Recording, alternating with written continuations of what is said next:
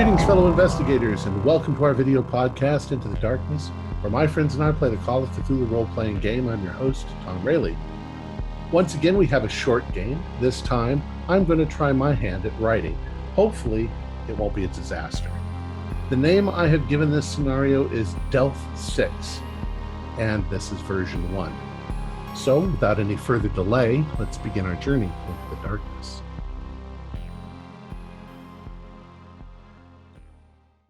It was early in the morning, about 6:30 a.m., when your phone rang. The person on the other end identified herself as Virginia Brown, Dean of Physical Sciences at Kingsport University in Massachusetts. There had been an accident.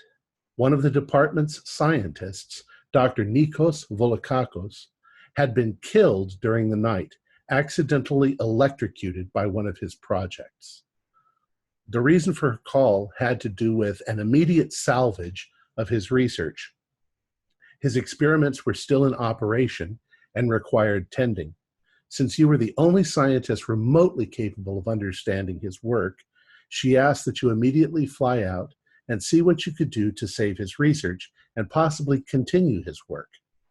There was considerable money wrapped up in it, and the university could not afford to have it all go down the drain just because the lead researcher inconveniently chose to join the choir invisible. Your expenses would be paid for by the university for as long as they needed you. The next morning, you arrived and met the dean in her office. Rather than engaging in pleasantries, she immediately began ushering you to the lab. Well, while we're walking, gentlemen, I'll answer any questions you might have as best I can, though I consider myself to be a scientist. It would seem that fate thinks that I would do much better in administration than actual research. It's right down this walkway. We're going to need access to all of his servers and computer files. I hope there is some passwords that you might know, or at least some journals that might have his passwords in them.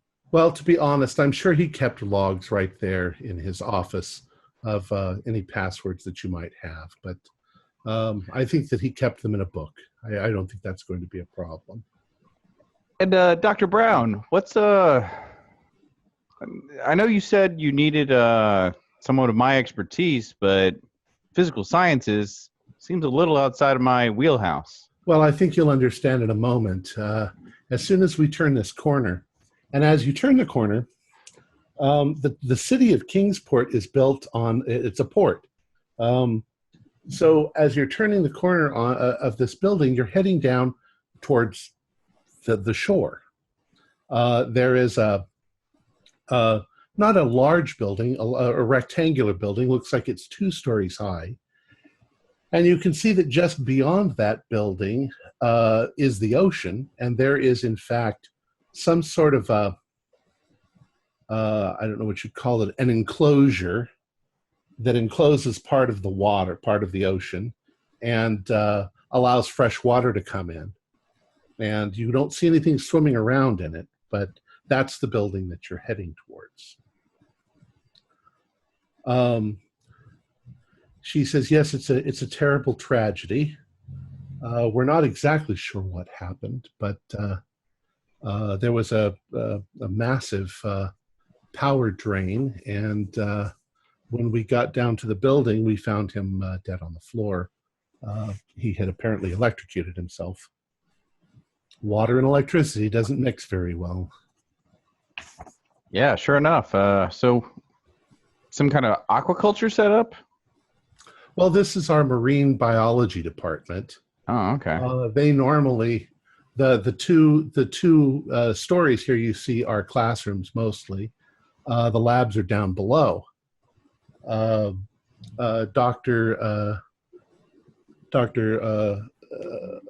Nikos was on the second level down, the first subfloor.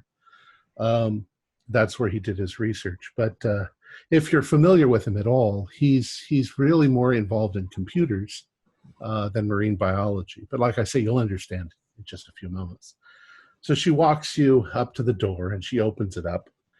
And you step inside, and right inside there's like administration, and then you can see that there are, ways to get upstairs to the various classrooms and stuff. But she leads you over to a large freight elevator. And you realize that it's very possible to bring things in from the outside to the inside and then down the freight elevator. So it's a big freight elevator with stairs on the side. And she says, please get inside, gentlemen. Okay. And she closes these gigantic doors that come together. And the room is big enough, you could fit a small apartment in this freight elevator. And it goes down.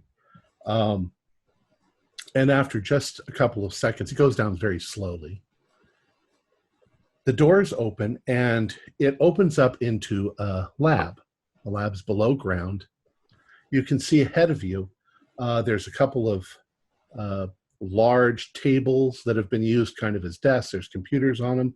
There's all kinds of computer equipment in the distance, banks and banks of computers, and directly to your right is a glass front on what amounts to a tank that's built into the building, like you would see if you went to SeaWorld or Marineland or something like that. Just to clarify, this is modern day, right? April, I think you said in the email? Yes, April 2018. Okay. So you are where it says freight elevator right in the middle, and you've just stepped inside. The tank, I should say, it's glass. You can't access the water from here, but you can access the water, obviously, from the floor above. If you look over to the side, what I did is I did kind of a cross section. So you came in on level 1, and then you moved down to sub-level 1, and that's where you are right now. And the tank obviously empties out into the outside enclosure up above. Now, this is salt water, correct? It's salt water, yes. It's fresh ocean water. It's constantly being recirculated. You can hear the hum of pumps in the distance. There are, near the computers over there, you can see tanks. There's filtration tanks. There's a large double door on the far end of the room. And there's all kinds of monitoring devices and things like that. Oh, great. Dr. Ricks, do a spot hidden for me. Oh, oops, you're muted. Sorry. 54, that is a base hit. Okay. So as you're standing there, you notice something move out in the shadows of the tank. Okay. I'm going to make my way up to the tank and kind of look it over, kind of look to see what he's doing with this thing. Okay. As you go up to the tank, you notice something out there swimming. It's big, not that big. But as it comes towards you, you immediately notice that it is a dolphin. Only the dolphin has been modified. There's some sort of a device that's attached to its forehead. It's rather sleek looking. It's been incorporated into its head, but it's designed so that it doesn't like catch the water. It keeps it sort of streamlined, but it's some sort of an electronic device. Wow, that's quite a thing here. So, Dr. Brown, I'm going to kind of turn back to her. She says, "Oh, I see. I see you've met the Borg." Yeah. What's the deal with it? Well, to be honest, I don't know exactly what's going on here. That's part of the reason I brought you in. I know that he's trying to create something called, he called it an ANSI, an Advanced Neurocomputer Interface.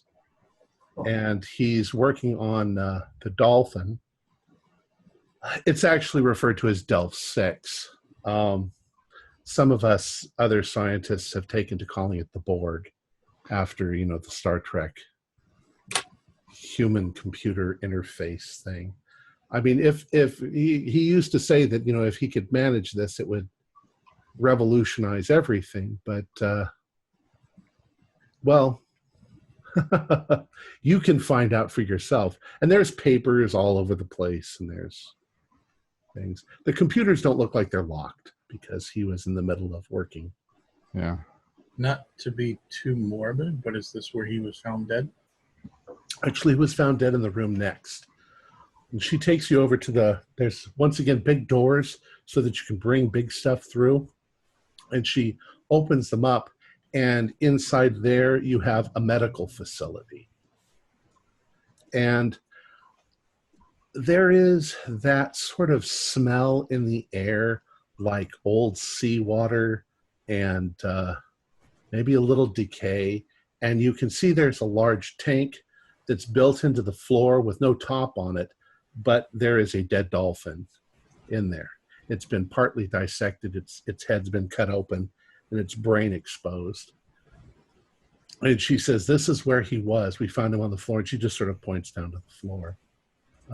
Why don't I email you that PDF so that you guys can have that as reference? The dolphin is still there, though? Yes, the dolphin is still there. He was apparently working on it when he was somehow electrocuted. Now, is there any electronic components still attached to this dolphin or no? Yes, there are. Something much cruder than the thing that's on the dolphin in the tank. Larger, bulkier, less streamlined. And I need to ask, are we safe? Well, as far as I know, this machinery's been turned off. We had somebody mop up the water. There was water on the floor.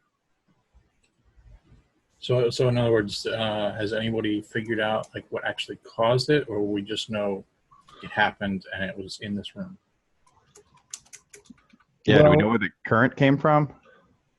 It's very likely that it came from one of these machines. I don't know exactly. There's going to be a report. The police have already been here, the medical people. I'm sure there'll be an autopsy just to confirm. I emailed that to you, by the way, just so that you can see it. I think what my colleague was more or less saying is, are we in any immediate danger if we go touching some of this equipment? I don't believe so. I don't think that there's anything here that's dangerous. It's very likely, and she sort of points to some equipment that looks like it was being used during the dissection to do something to probe. It's very likely he was holding that when the discharge occurred, which is odd because such a piece of machinery, well, you would know this if you're an electrical engineer, that piece of machinery shouldn't have anywhere near that amount of electrical discharge. So we're actually in the room that would be the lower left on the map, correct? With the blue tank? That's correct. Okay, just so I can... The tank, the directly north of that, the room directly north of that looks like a freezer. It's got those kind of handles on it. Okay. Anyways, gentlemen, you are free to investigate, to do anything you want here, to see if you can keep whatever projects are going, still going. I'm not exactly sure what the relationship here is between the equipment and the Delph 6. And, I think that your first priority is to make sure everything is going. There looks like to me like there's some damage. She says, "Let me show you as we go out." And she shows you that a few of the control panels in the main room have burn marks on them, like they shorted. So it's very likely that something shorted here, and that might have somehow got him electrocuted. But I don't know anything about electronics, so there's a phone there on the wall. You can call me if you need me. And accommodations have been made for you, just up the road, or actually in the dorms, or somewhere, All right. So Thank you. I'm sorry about this. Hopefully we can salvage all this work. Looks like he's got tons of research. Don't worry, Dr. Brown. We got you covered. God knows he went through enough assistants. Oh, really? Oh, yeah. Any of them? Part of my job was keeping assistants here. No, he currently has no assistants. Oh, okay. Did they quit or disappear? Well, Or electrocuted. she says no, none of them were hurt. The last guy here was an electrical engineer like you, but he quit. He quit because Dr. Volokakos is kind of a hard man to work with. Was he a student at the school? No. Oh. Outside employment? Kind of a research assistant, yeah. Gotcha. There was Maria Terse. Not exactly the same thing happened to her, but I think she was involved with one of his previous experiments, and well, she screwed up or something, and he had her thrown out. Huh. All right. There's been others. Usually for some fun, if he didn't like you, he didn't like you. Understandable. Right, John? All right, so let's get to work. The computer should be fully functional. You should have access to any kind of databases that might be in there. So she says, I'm sorry to leave under these circumstances, but take over. And she walks away. She decides not to get in the freight elevator. She's just going to walk up the stairs. Uh-huh. Okay. Well, Sparky, Albert, not how I expected to see you guys again. It's been a while, but I appreciate the work you guys did on the wind cruiser last time. That boat has been nothing but trouble. It's still giving you trouble? Yeah. But whatever. The Institute's going to replace it soon. It's just one of those things where I just got to eke out another year or so on it, and then I can get it swapped out. But in the meantime, for all the trouble, it still, helps pay the bills. So, yeah. Well, I can tell you from my side of things, like cranial surgery on dolphins, not a real common thing. Whatever he's doing here, a little weird. But I'm going to have to defer to you on the whole electrical side of things. That is not my forte.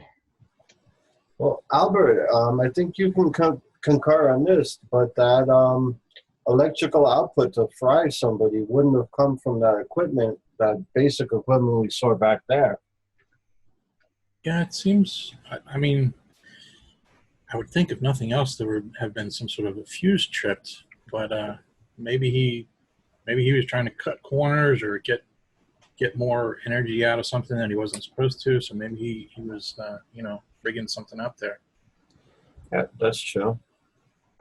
I'll tell you what. I'm going to let you guys get started on figuring out whatever this rat's nest of computers and electronics is going on. I'm going to start trying to look into his notes, see if I can maybe he's got a recording device, he's, kind of dictating what he was doing, or if he's got notes somewhere.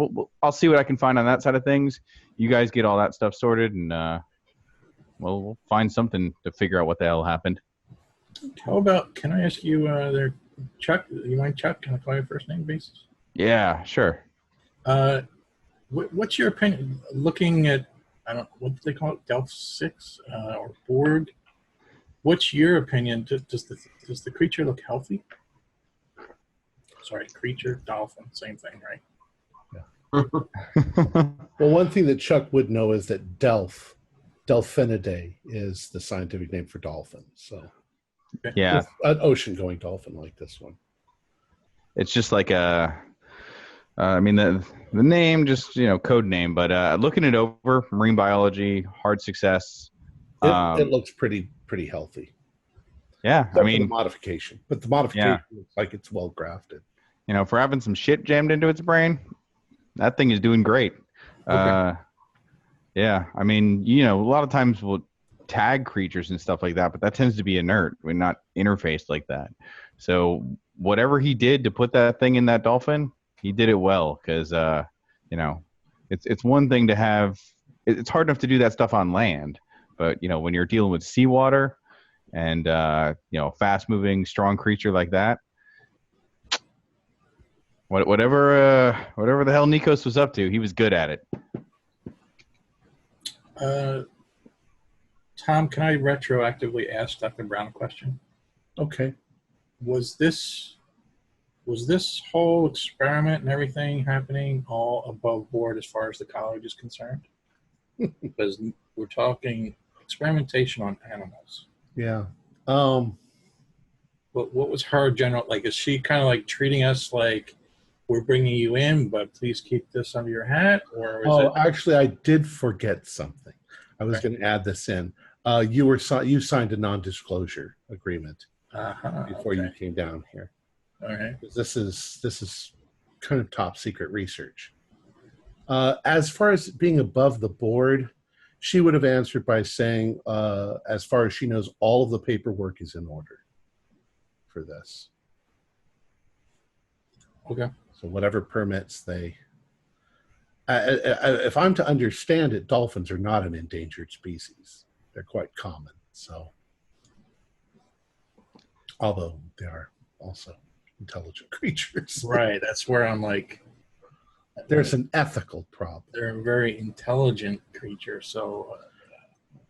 We'll say that she also mentioned another ex-employee, Terry Baxter, that was dismissed back in December, who was dismissed because he had ethical problems with this research. Yeah, okay.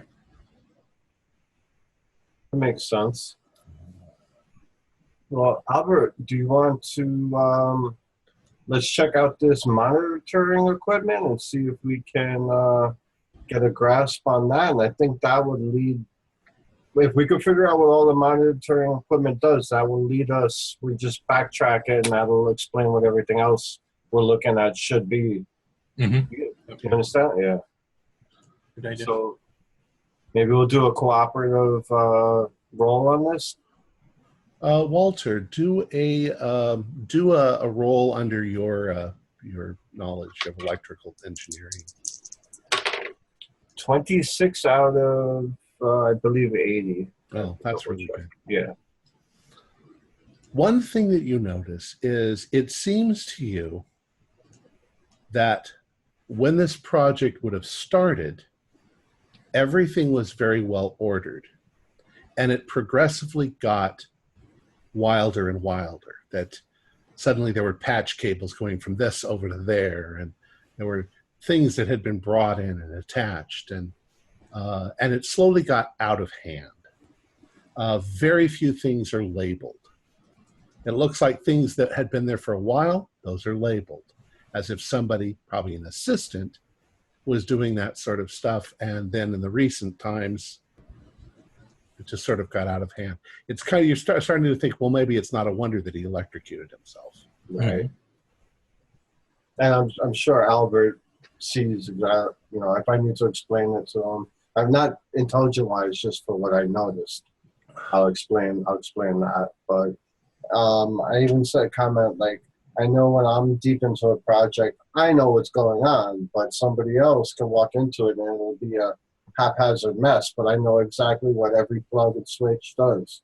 Mm-hmm. So, well, what Dr. Brown said, you get it. You get what the guy's trying to do. He's trying to be able to hook computers and brains together in a rather profound manner. But it's kind of, you know why the staff call this thing the board now. Mm-hmm. But, I mean, this is groundbreaking work, because if you could connect the dolphin to a computer interface and have them work seamlessly, it's, I don't want to say simple, but it's one jump away from human. Albert, do a spot hidden for me. Uh-oh. Nope, failed. Okay. So, Albert, what are you doing, actually? Yeah, I guess just poking around that room, looking at the cables and such, noticing what Walter just pointed out.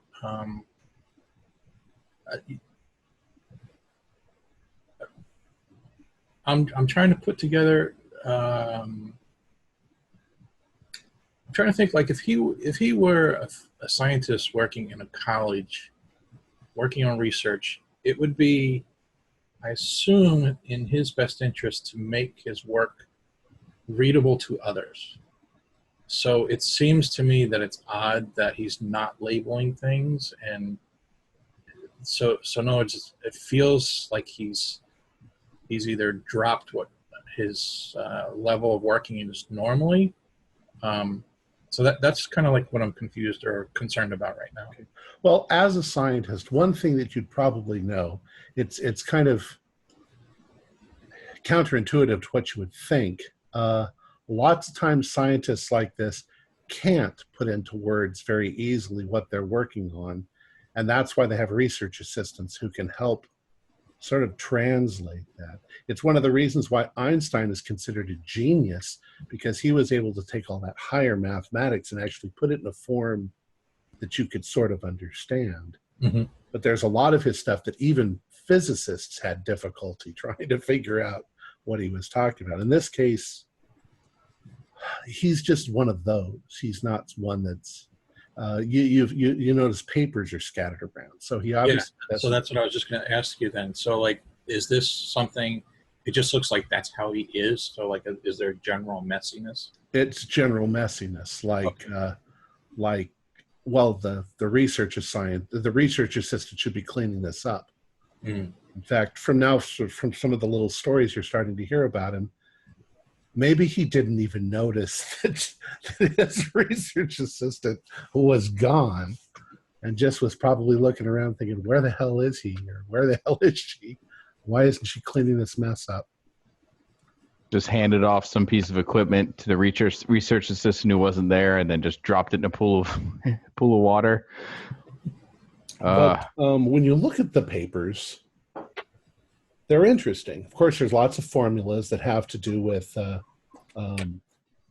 way electronics work, with how electrons pass from one circuit to the next, and how this could possibly be used in dealing with crossing from the brain over to some sort of a device that would pick up on the energy and translate it. Do a spot hidden for me, though, Albert. Jeff. Oh, sorry. Oh my gosh, I got a 71 the first time, and I just rolled 72. Hell. All right. So you're looking at the papers. Yeah. Some of it makes sense. Some of it is way over your head.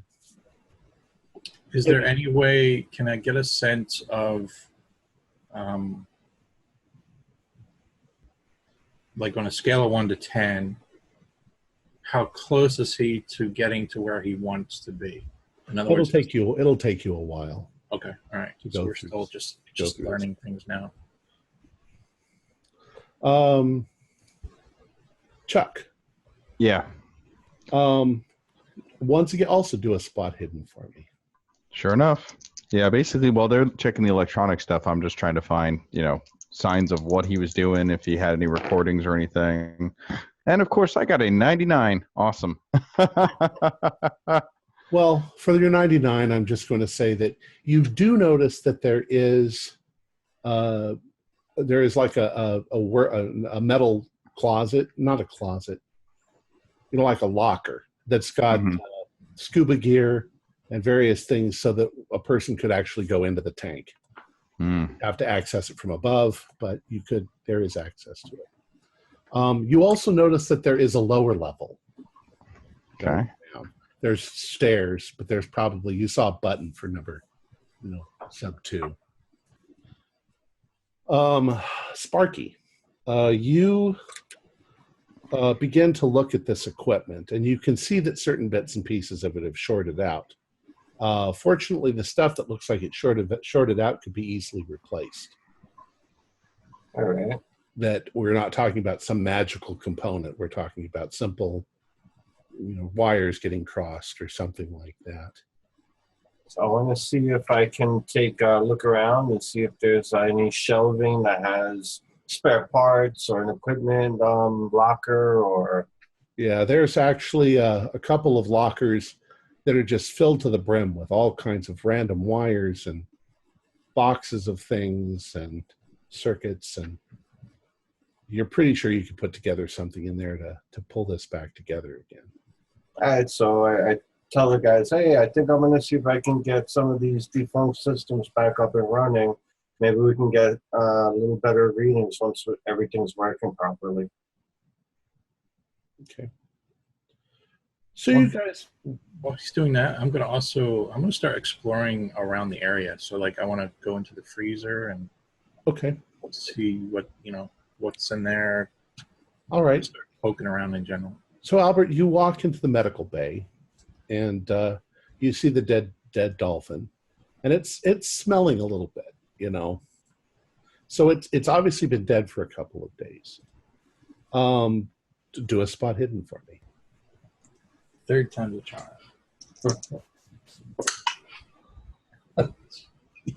No? 75. Wow. Getting it lower. You've got progressive dice that just keep rolling one number better. You should roll it 100 times while it just means that you're focused and you're walking in there and you don't notice everything. Yeah. You've got plenty of time. You open up the door to the freezer. And what you find inside are 4 other dolphins. They're frozen. They're laying on tables, and sitting next to each one is a sort of a medical jar, and inside the jar are their brains, and they're labeled Delph 1, Delph 2, Delph 3, and Delph 4.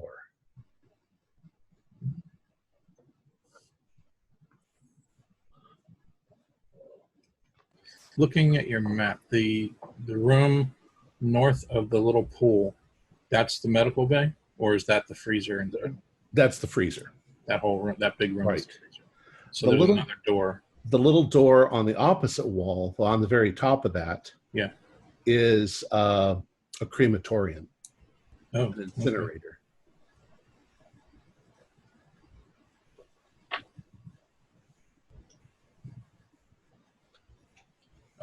I'm going to see if I can get Chuck's attention and see if he could tell me, I mean, without going into like a full-blown autopsy, if he could figure out what the cause of death is on these dolphins. Okay. Yeah, sure enough. I'll take a look at it. Guess I'll make my way in there and kind of look it over. Has this dolphin had its brain removed? No. Okay. Just the 4 in the freezer, though, right?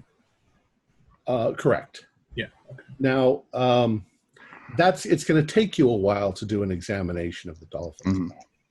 So, Jeff, you can do something else, or you can stand over his shoulder while he's doing it. Oh, okay.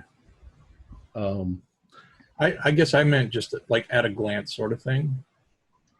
Well, I imagine being a biologist. Why don't you roll your marine biology?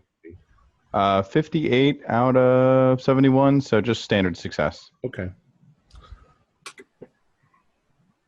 You start to look over the dolphin, and your first thought is that the electrical components maybe had a problem, and the dolphin died. But then you start to notice that there are places on the dolphin's body that in fact look like it has received burn marks, or possibly this electrical discharge that killed the professor did something to the dolphin as well. It's nowhere near the electronics that are on its head.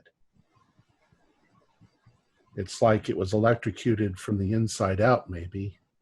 And the more you look at it, the more you start to think that the doctor was not dissecting, that he was maybe fine-tuning, and the dolphin was in fact alive when this happened.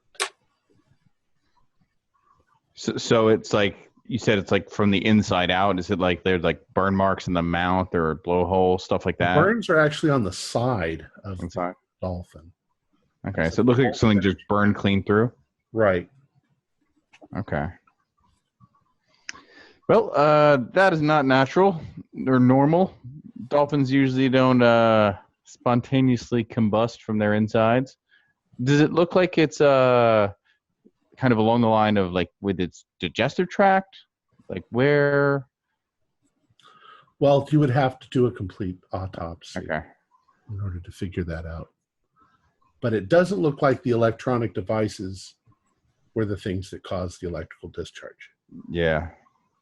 So, yeah, Albert, this thing may have even been alive while Nikos was working on it, but whatever killed it may have been the same electrical discharge that killed the doctor. But from these burns, looks like it came from the inside out, which doesn't make any sense. So, I mean, I can take a closer look at this. If you guys want to keep looking around, I'll try to see if this dolphin gives us any information. Besides, we may as well get this dolphin done as quickly as we can, so we can get it out of here. I don't think we want it stinking up the lab for the next 3 days. Yeah. Oh, that's just okay.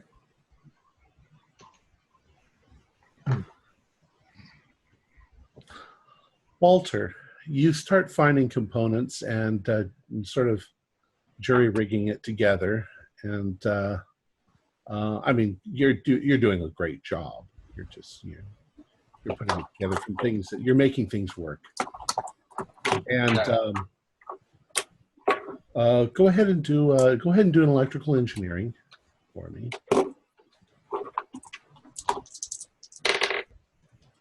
64 out of 64 out of 80. That's my high skill. So good. So you find a component, a fuse of some sort, and you pop it into place.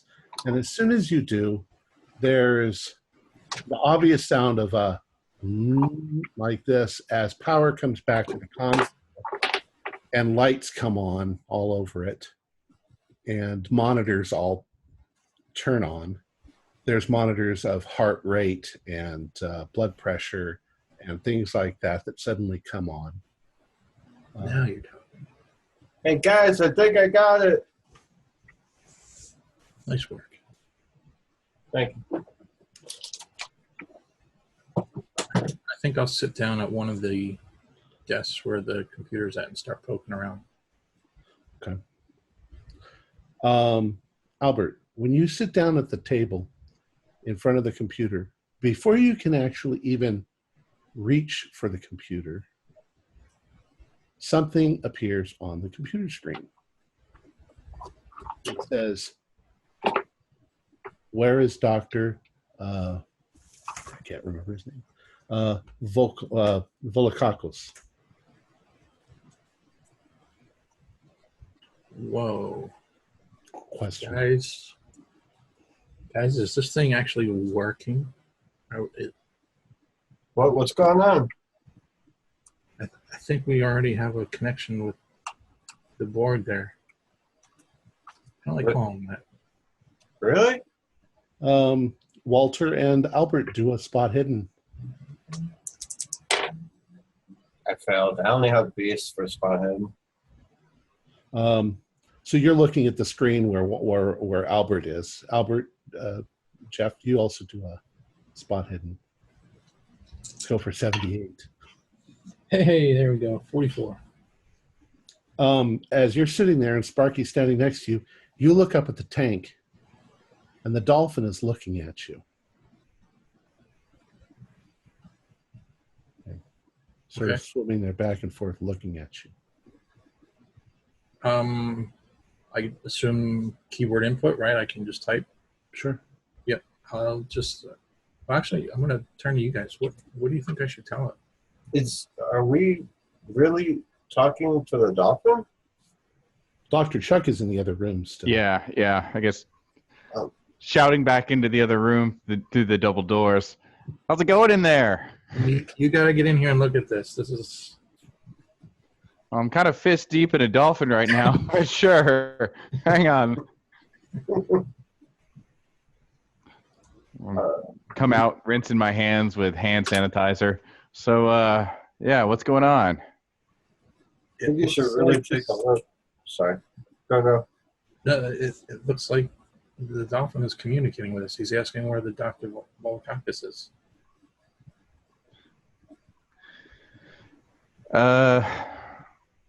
You sure that's the dolphin? I mean, unless it's a hoax. Is it a trick? Let's be careful how we respond right now. Should I just be vague? The doctor is not here. What is it? Is it like a chat interface? Kind of. Ask it if we're talking to him. Maybe, is this you? And we'll wave at him or something. Yeah. Okay. I'll type that in as you. Where is Dr. Volokakos? Looking at the aquarium. Mm-hmm. Do we see the dolphin in there? Is it looking at us Yeah, or it's looking at you. okay? I'll walk up. Hey, buddy. I think you have to type. Oh, ask him if he's got a name. I'll type that in. What shall we call you? Delph 6. Yeah, he wants to be called Delph 6. Where is Dr. Volokakos? What should we tell him? He had an accident. He'll be back, or we should I don't know if we should lie to him right from the beginning. Man, I don't know. Where is Clark? Dolphins are pretty. Wait, who's Clark? Sorry, I didn't mean to cut you off. Yeah, ask it. I'll type that in. Who's Clark? Let's introduce ourselves also. Dr. Volokakos plus Clark. Say that again. What did it say? Dr. Volokakos plus Clark with a plus sign. Maybe one of his former assistants. Yeah. I'll type in. Dr. Volokakis is not here right now. Wants Dr. Volokakos. Meanwhile, I'm going to start texting Dr. Brown. Hey, Dr. Brown, did Dr. V know a Clark? Question mark, send. Okay. After a couple of minutes, she responds and she says, Clark Van Cura was the electrical engineer who quit. I'm going to reply to that.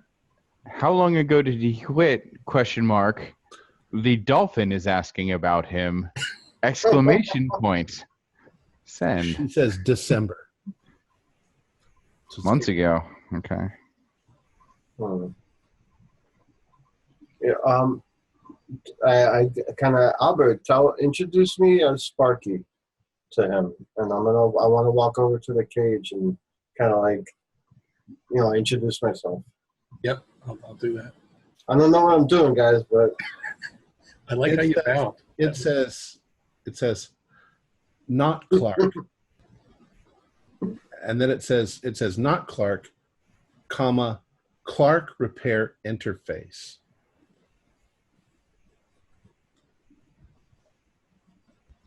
Tell him I have skills like Clark. Not Clark.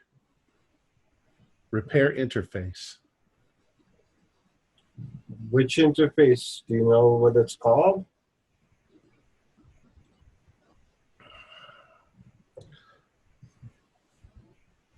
It just swims around, and it looks suddenly it swims in a circle because it's like it's frustrated. At least that's what Chuck thinks. It looks like it's frustrated, like it's trying to say something, but you're not understanding it. You think, is he trying to say that we need to get Clark to repair this thing? Possibly. Maybe. He would know, right? If he was down here working on it. Repair interface, repair interface, repair interface. It types it 3 times command. Can I run a diagnostic? Do a computer roll to see if you can find a diagnostic. Ooh, 14. Okay. You find a diagnostic and you start to run it, a systems-wide diagnostic. Looks like it's going to take it about half an hour to run through. Hey, Chuck, is there anything for this dolphin to eat? If the doctor died yesterday, it's got to be at least 24 hours. I mean, I don't even know what his feeding regimen is for this thing. I mean, who knows what the hell he's up to? But I'm gonna try to look and see if I can find anything. I don't know. I'll go upstairs. I'll go check topside. If he's got any, whatever his feeding setup is, it's gonna be up there. So I'll go check that out. I guess have fun chatting with your new friend, and yeah, I'll see what we can find. Okay. Are you going to go up via elevator or stairway? I'll just take the stairs. Okay. When you go over to the stairs, it follows you, and it exhibits behavior somewhat similar to a puppy that knows that it's about to get fed. Okay. Okay. When you arrive at the next level up and you go out the doors into to where the pool is, you in fact find the supplies necessary. You find fish and stuff like that, and the dolphin immediately comes up to the surface. And is there any sign of like a schedule or anything like that for feeding or anything that he has set up? Yeah, I'll say that there's a clipboard there that shows the amount of food that he's being fed and how often. And it does look like he's missed a meal. Okay. So, yeah, I guess I'll just prep that up. Is there an intercom up here or anything like that for communicating down to the main lab? Okay, or yeah. Is anything open to where I can just like talk down? Okay. Yeah, no, I'll say that there's an intercom. Yeah, so, yeah, I'll pop that and be like, hey, Albert, Sparky. So, yeah, looks like D6 here missed his last meal, but I'll take care of that. You guys, yeah. The interface starts to say fish, fish, fish, fish, fish, fish. In a rather excited manner. Chuck, maybe you could use this to bond with him a little bit. Yeah, sure enough. Just tell him Chuck's gonna feed him, and yeah, I'll do that, and we'll see how it goes. I mean, then again, he's got some experimental crap jammed into his brain, so I don't want him to, bite me and try to pull me in the tank or something. Who knows what this thing is, what's been done to this thing. So I'm going to try to be a little careful. Well, you know best, better than us. So as soon as you type that in, you start to get Chuck, feed me, Chuck, feed me, Chuck, feed me, Chuck, feed me.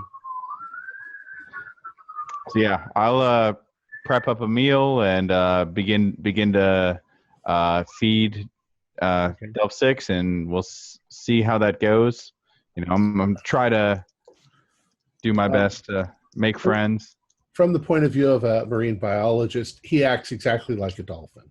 Okay. So he doesn't make that noise that dolphins make, and you toss the food to him and he squeaks and he makes that. And you actually get a good chance to get a good look at this thing on his face.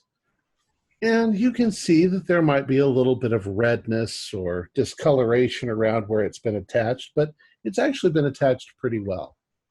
I'm going to pull out my cell phone, and as I'm feeding it, try to take a few pictures of the equipment, so that and then I'm going to send those to Sparky and Albert, so they can kind of get a look at the equipment, because Okay. I'm a marine biologist. I don't know anything about that. Okay. I don't know. I'm nervous. Don't they say like you should never use a cell phone on an airplane? what about dolphin implants? Just don't post those. You did sign an agreement not to send those out to the internet. Yeah, so that's me. Sparky and Albert, what are you guys up to downstairs? I mean, you're sitting there in front of the computer. What do you want to do? I just wanted to tell Albert, I'm like, Albert, at least it's a dolphin. It could have been a shark. So I'm happy about that. That's true. It's Yes. going to be deep blue sea all over again. Yeah. What are you thinking, Albert?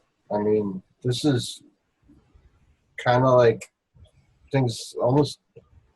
I think I've seen a movie like this. I mean, Yeah. I don't know. This is just out there. I've seen some weird stuff in MIT, but this is like groundbreaking. I mean, I almost looking for a camera to be on Candid Camera or something right now. Mm-hmm.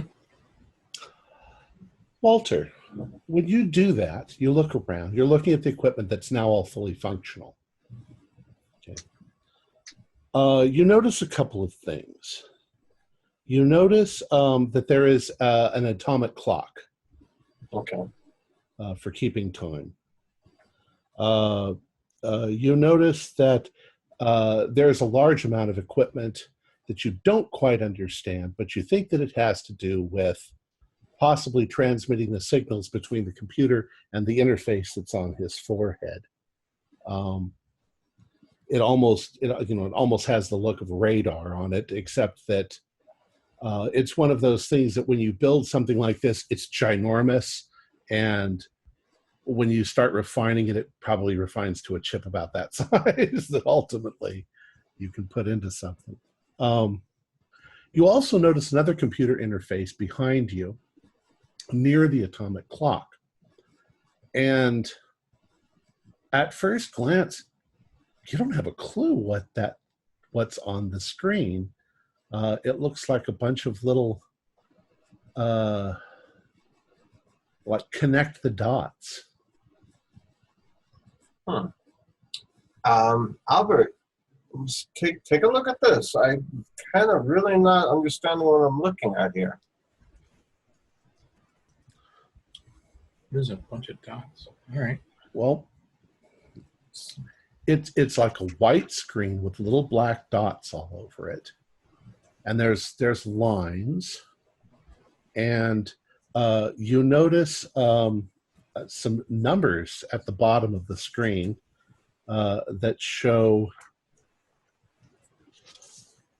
RA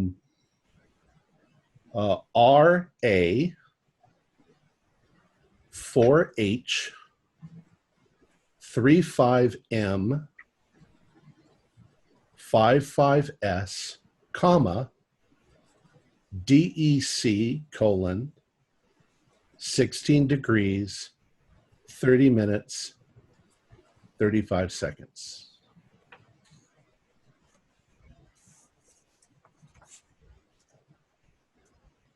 Of the between like the RA and the 4H, you pause. Does that mean there's like a space there? Yeah, there's a space.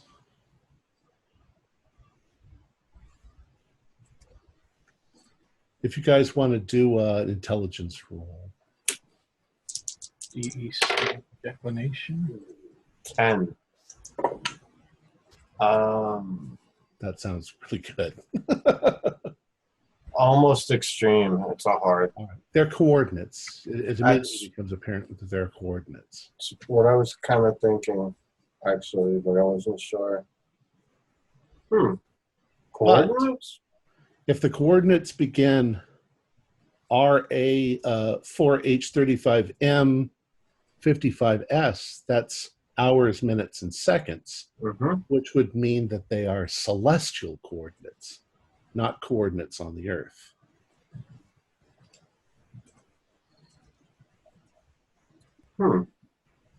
Now, Albert, these seem to be celestial coordinates, not earthly coordinates. Is there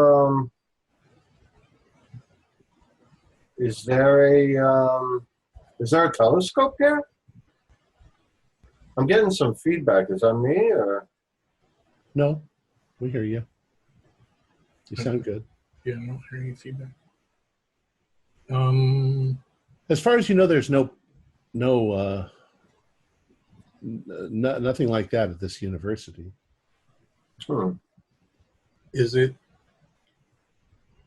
If I look at the screen with the black dots, I'm going to assume then they might be stars. Is there a pattern? Do I notice any constellations that would orient it? Yeah, maybe you think that's Orion in the corner.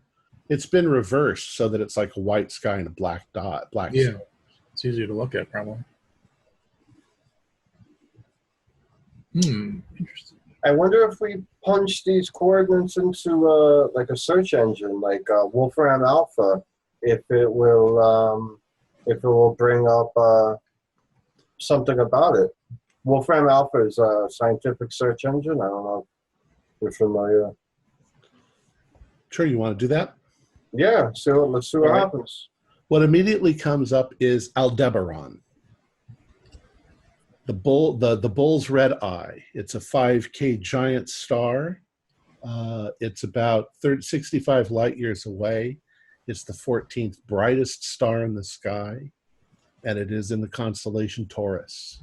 In fact, it's also called Alpha Taurus. It's the brightest star in Taurus. And those are its coordinates. It's about 7 billion years old, older than the Earth. And about 40 times as wide as our sun. It's ginormous.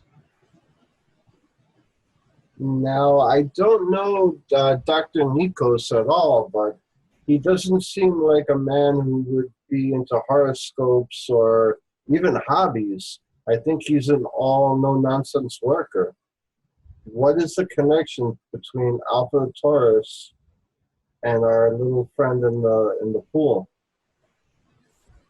Yeah, that's the question. Peculiar. When I finish feeding Delph, I'm going to look around up here, up on the upper level. Is there anything else really besides kind of like feeding and basic like interface? I'm guessing there's probably like a crane or something for lifting an animal out. There's obviously a way that you could get him onto something that would put him into the freight elevator and bring him down if they needed to work on him. Gotcha. Okay.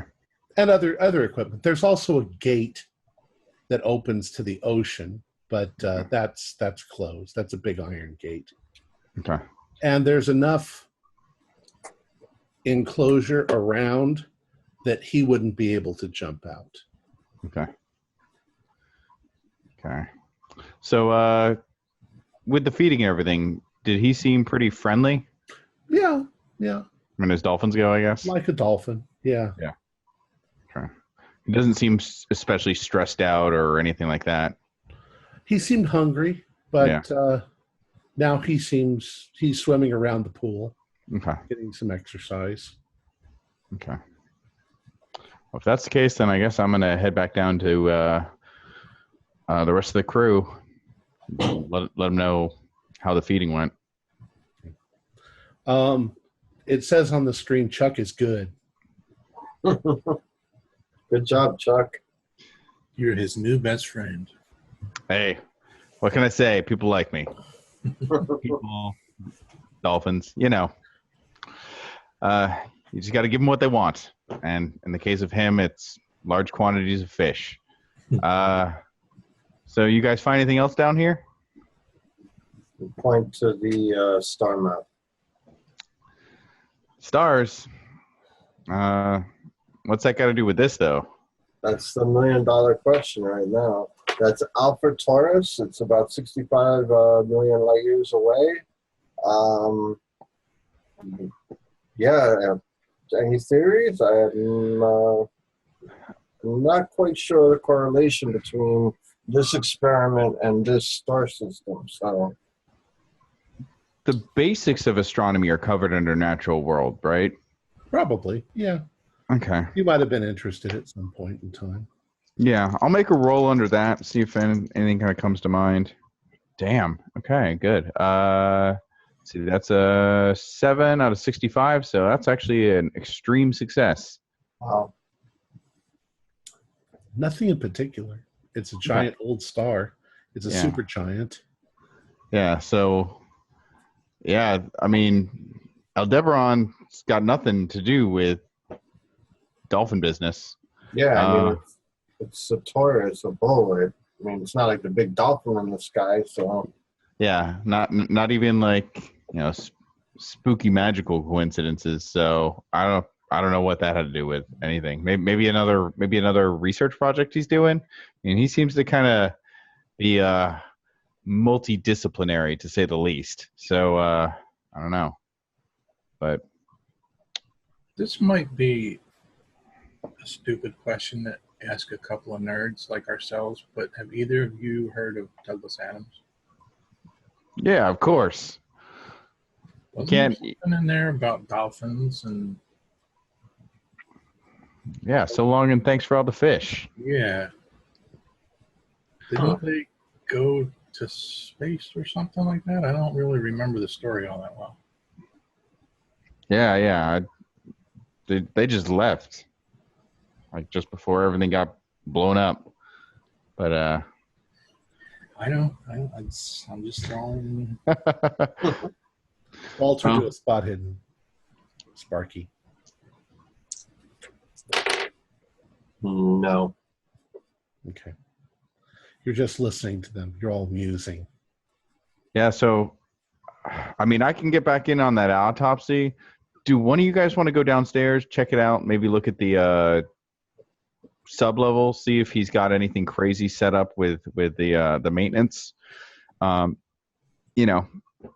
mean, we'll try to get a sense of anything he might have done to this tank.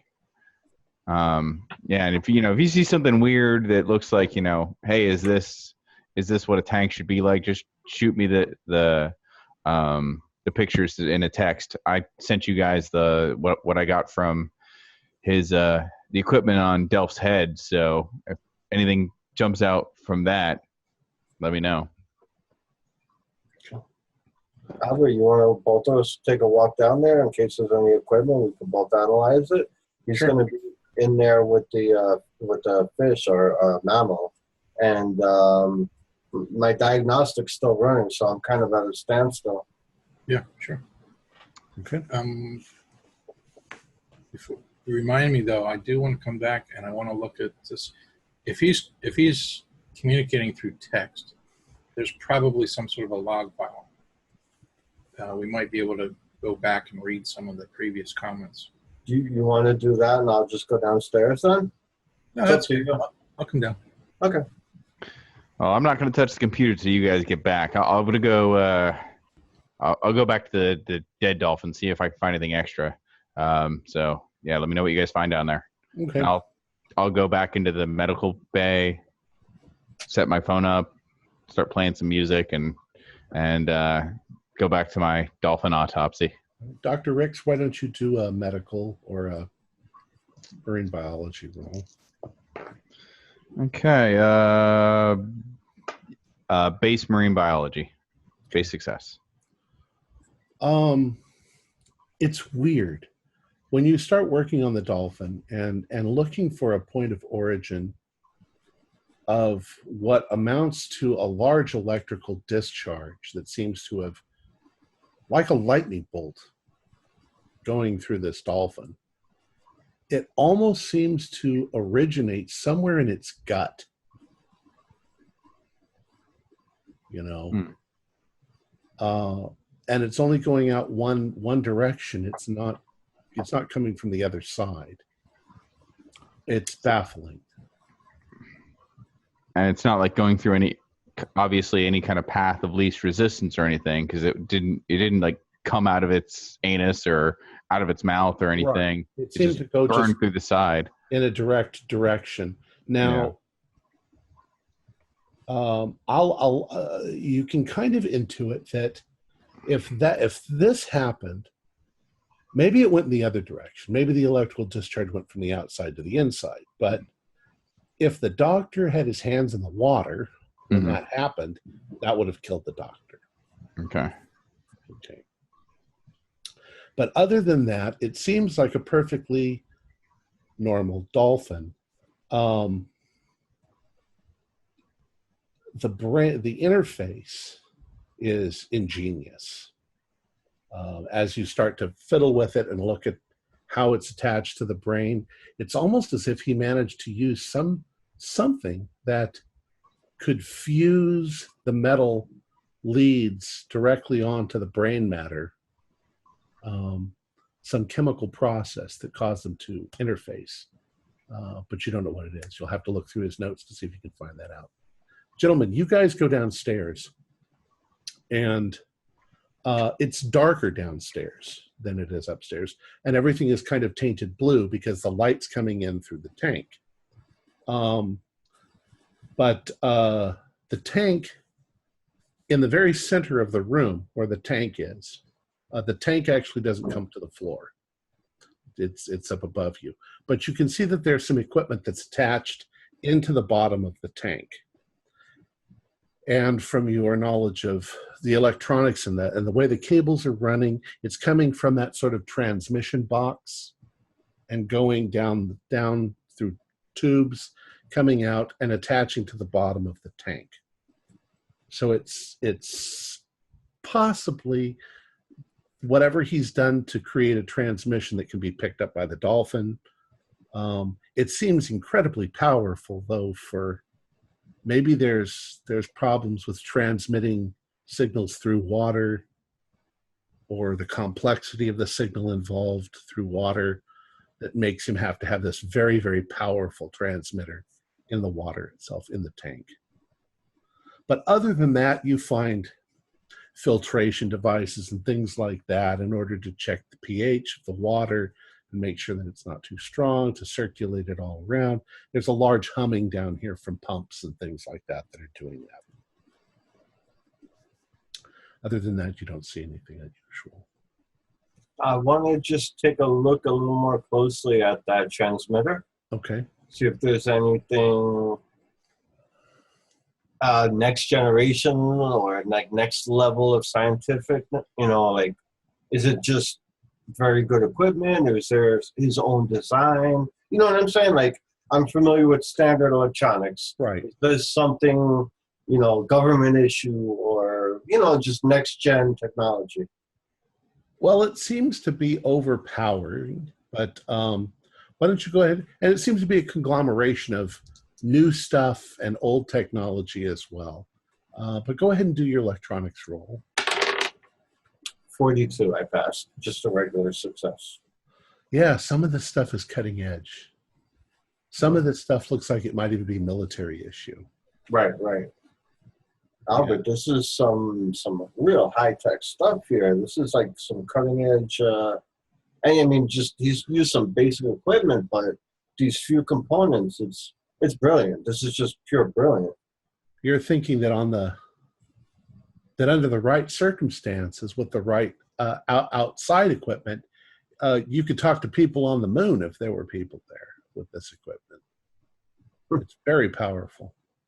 I relay that also. Did you say military? Yeah, it seems to be almost like a military. Some of it might be almost I don't know if it's from the military, but at least it's a military grade. And I mean, we could beam. We could talk to this dolphin if he was sitting on the moon. I mean, if that was possible. We could say that if you find any like serial numbers, that they're like military serial numbers. Oh, okay. Yeah. Not all of it, but some of the components.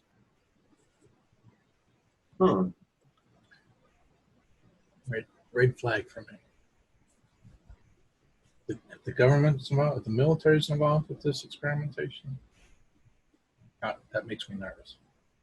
Yeah, I'm wondering if he got the parts through black market, or if he was working from. Well, you know what? We need to dig into his computers a little bit more. But Tom, when you say powerful box and transmitter, are you referring to like electrical power, or do you mean like transmitting power? Transmitting power. Okay.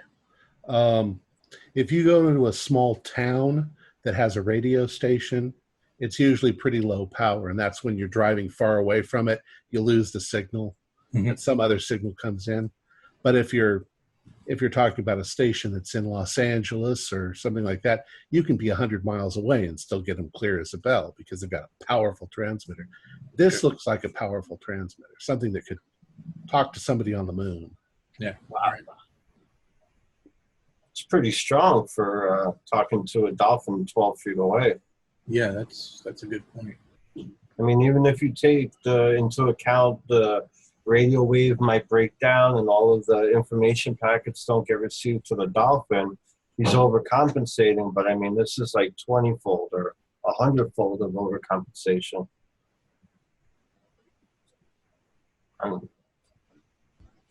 Would this sort of thing be useful in transmitting to something maybe 65 light years away? I don't think so. I mean, I don't think we have that technology. I mean, Earth in general, I don't think we have that technology, but who knows? It would take it 65 years to get there anyway. Right. I mean, all common radio waves will travel out of the atmosphere. Some get caught in the Van Allen belts and destroyed, but or corrupted, I should say. It's never destroyed. But yeah, I mean, if maybe this had the power to beam it there quick, I don't know. I'm getting into hypothesis now.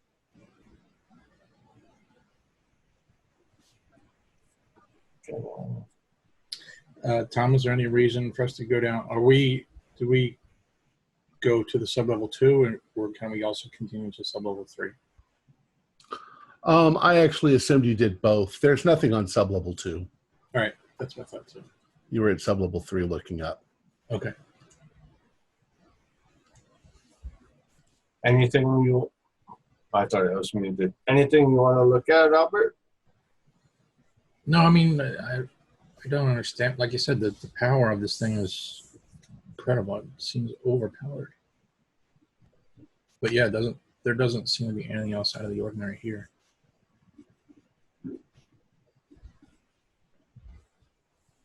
Maybe I can check that log. Okay. Well, we'll see with the diagnostic if it's finished. If that picked up, you know, what we could find out from there. Yep. Okay. So you guys go back upstairs.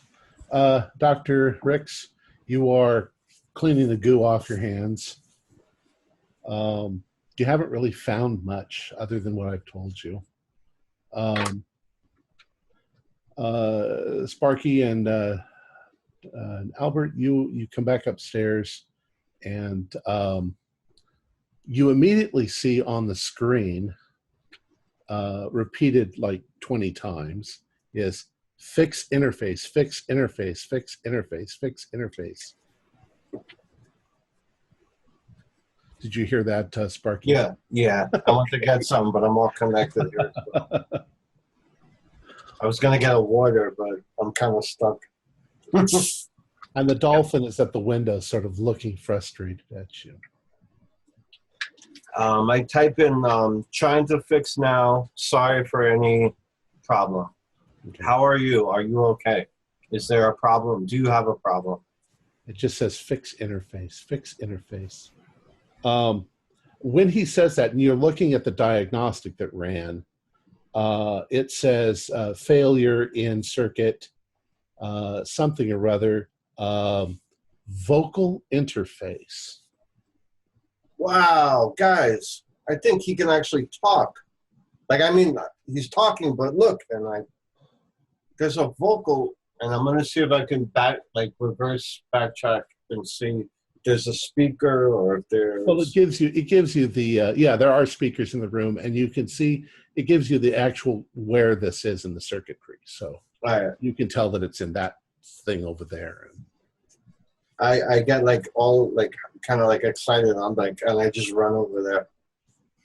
Okay, so basically he's like that monkey in Congo. He's got a little tool, lets him talk. Great. Okay, so I don't know what the dolphin equivalent of getting your head smashed by rocks by an even bigger monkey is, but hopefully we don't find out. So yeah, I didn't really find too much looking over that other dolphin, the dead one. Whatever burned it, it's not real clear. Something looks like it just straight into the gut on that thing. So who knows what caused that? But I'm gonna look around. I'm gonna see if I can find anything in his notes. I mean, what the hell he was doing, and maybe make some sense out of it. Okay. So while Sparky is repairing the interface, which seems simple enough to fix, once again, it's just a short and something that you need to repair. Dr. Ricks, you are starting to go through his notes, and Albert, you were going to look at previous logs. If there's a log in the chat. Okay. Albert, what you find is the last recorded log. They're in fact logs. The last recorded log of the interface that you were using was actually 2 months ago. And the conversation seems to be very, very basic.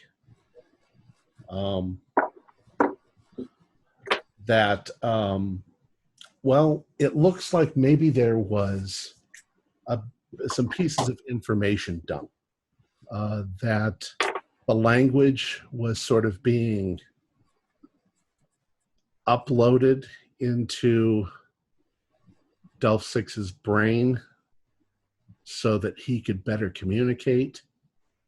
It looks like they were on the verge of something, and then it just stops. Probably when they got the vocal interface. They no longer needed the chat box thing.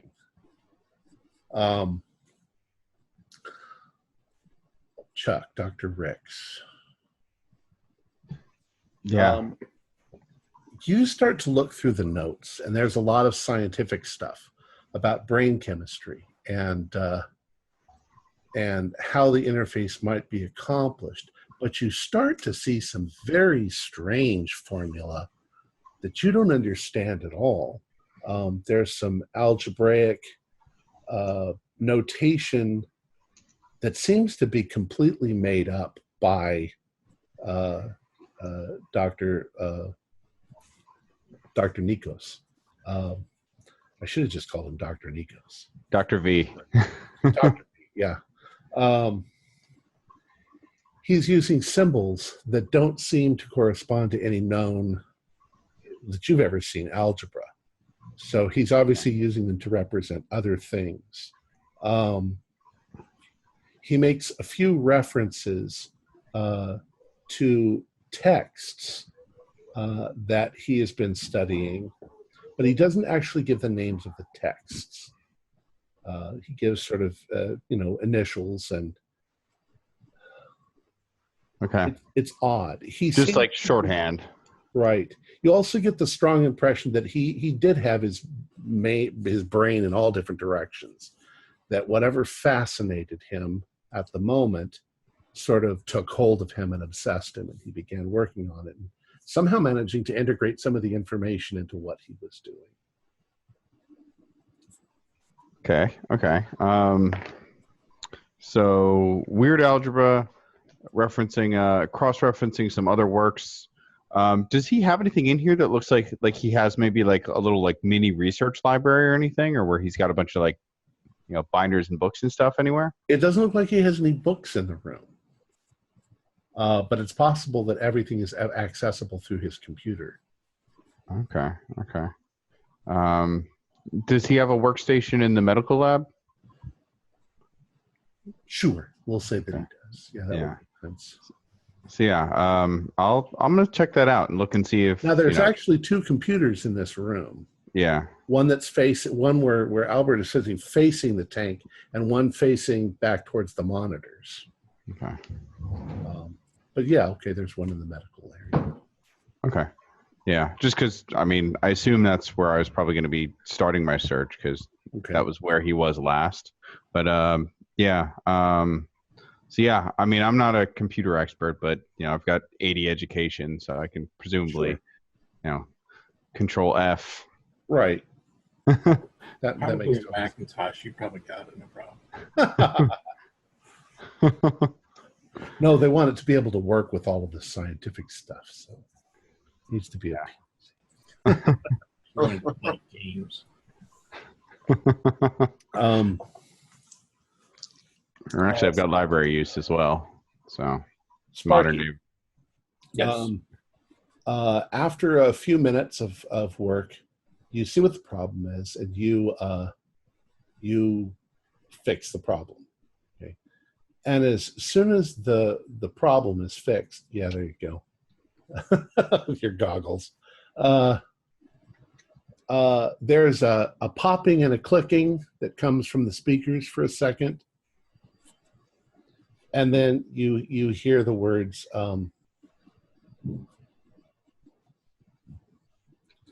Where is Dr. What the hell? Where is Dr. Volokakos? And it's kind of a voice. I mean, it's a voice. Where is Dr. Volokakos? Can you hear me? Yes. Who are you? I am Sparky. I fixed the interface. Where is Dr. Volokakos? I kind of look at the guys and... Who are you? We've been called here to check up on a few things, to fix a few things here. There's been some problems. Why don't you answer me? Dr. Volokakos, I guess I'll just... Is it broadcasting throughout the whole lab? Yeah. Okay. Is there like a intercom button to speak, or does it look like it's probably just set up just to be always broadcasting? Yeah, you hear Sparky talk. So okay. So yeah, I'll be like, Delph, this is Chuck. Dr. Volokakos, he hurt himself, and we're here to make sure you're okay, and to help out with what the doctor was working on. I understand. Do you know what he was working on before he hurt himself? Advanced neurocomputer interface. Oh, well, thank you. You're a very smart dolphin. You seem condescending. Well, you have to understand, most of the dolphins that I work with, they can't speak at all. Where is Delph 5? Well, unfortunately, I look over at the autopsy table. I think when Dr. Volokakos had his accident, I think Delph 5 was injured as well, and it looks like he didn't survive. The dolphin sort of swims around the tank for a second. And it comes back and looks at you and says, I understand.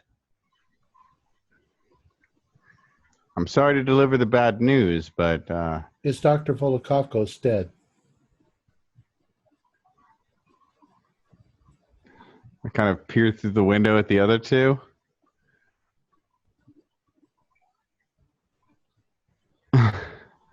Yeah, I believe so. His injury was pretty severe. I understand. So we want to make sure you're okay. When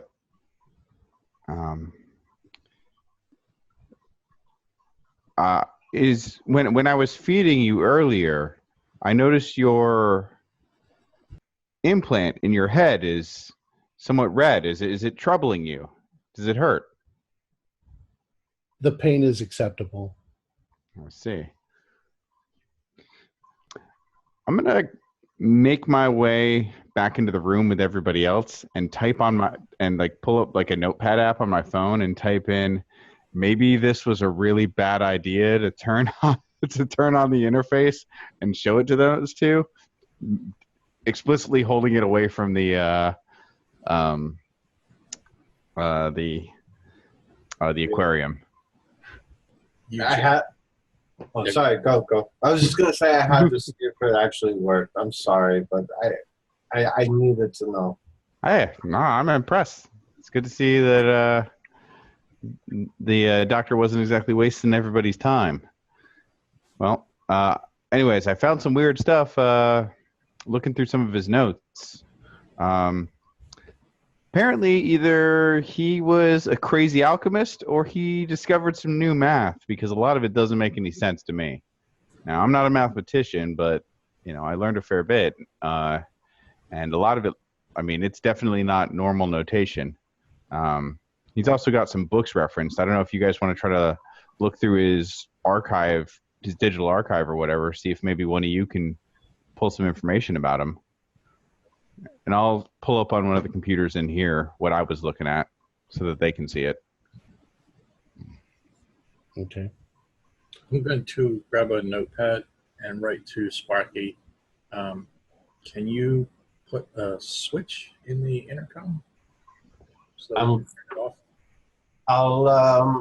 I'll look into the system files for the intercom and see if there's any way to put a temporary mute on it, or That should be a simple thing for you to do. all right. So I tell him I turn to the Delph and I say, I'm going to put an on-off switch for now because we're going to be doing a lot of technical talk and I don't want to upset you. I mean, are you okay? Is there anything you need? Access. To the computer systems? What do you need access to? To continue learning. Sure. I don't think that would be an issue. I'm going to look in the computer system and see if I can give any type of access, but a limited. Like, I don't want to give him free reign to the internet or something. I want to, like, give him, like, an access to etiquette or access to, you know what I mean? I don't know what. I'm not going to give him access to the internet and he looks up, like, some kind of insane or animal experiments or nuclear, whatever. I don't know.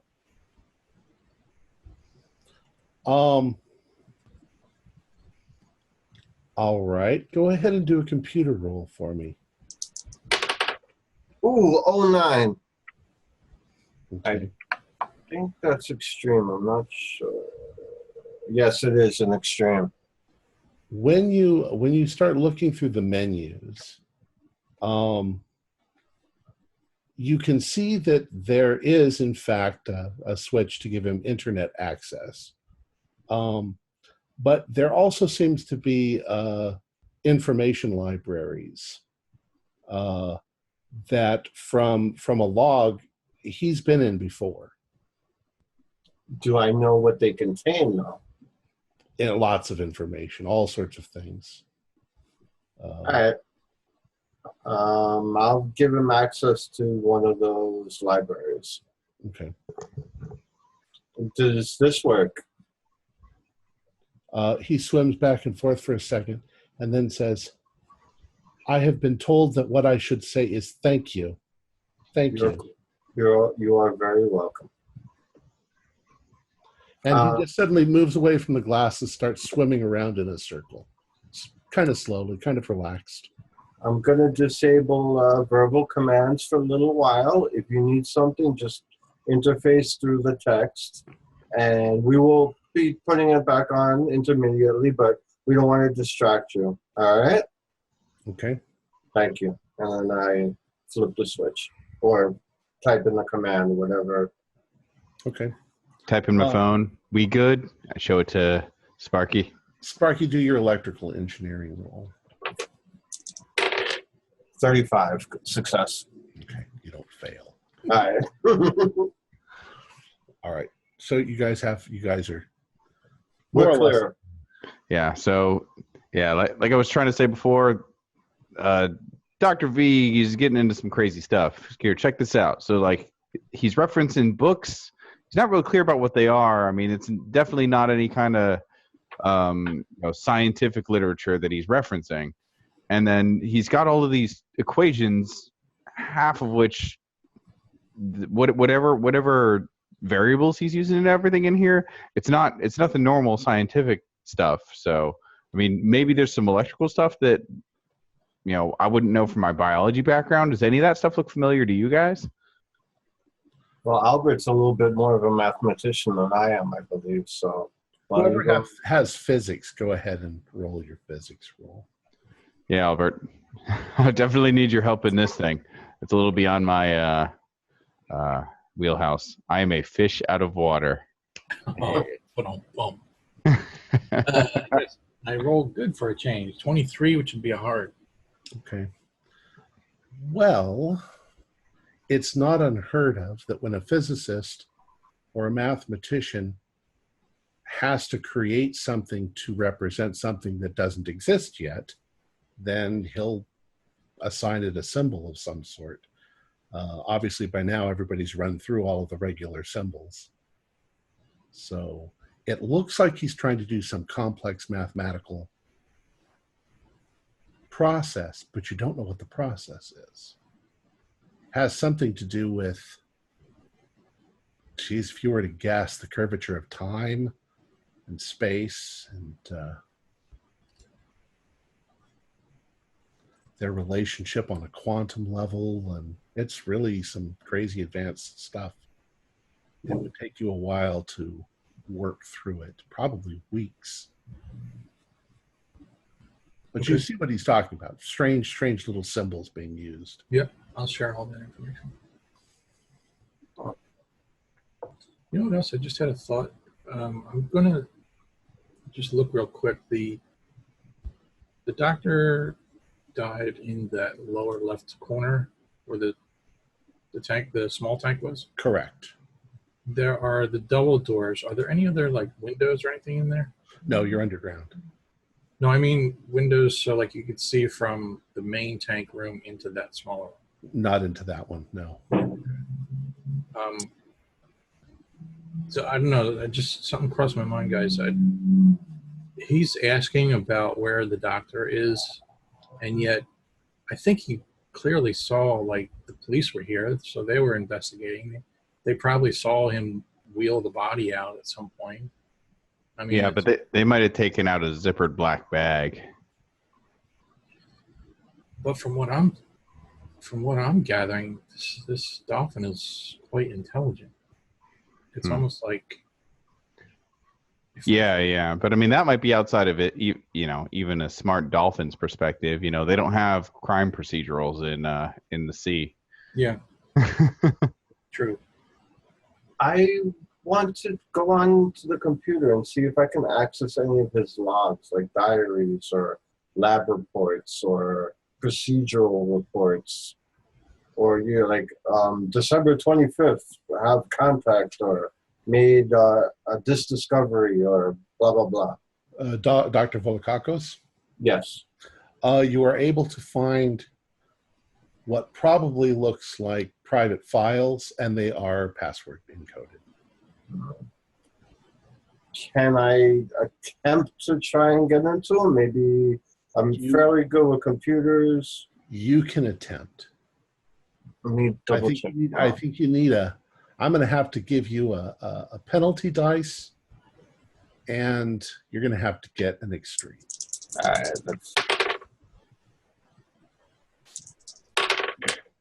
well, I would have had it with my. Hold on, let me double check. No, I needed a 13 for an extreme. I rolled a 14. My second roll was a 76. So. Well, I'll just give you the fact that Professor Volokakos uses passwords like 1B93625512 apostrophe ampersand. There's like no way in the world you could guess it. I figured that, but it's worth a shot. Eliminate all the possible. Dolphin. Yeah. Yeah. No. I was putting password backwards. Lift the keyboard. There's probably a post-it note. Oh yeah. There you go. Actually, there are probably post-it notes with passwords just for the general stuff on them. Yeah. Probably even for the assistants, but Something appears on the screen. Letters. It says required access. File 19324B. I want to look at that file before I. One moment, and then I want to look at what that file is. What that file is. Okay. It looks like a bunch of old literature, like old books. You see. It looks like a chunk of a library. Chuck, weren't you asking about a library before or book references? Yeah. He's got a bunch of them. Come and take a look at this real quick. I think you got a lizard on your wall behind you, Chuck. You do have a lizard on your door. Oh, it's a gecko. Yeah, sure enough. That's cool. Is it a pet or is it going to scare your wife to death? No, well, it's I'll take care of it.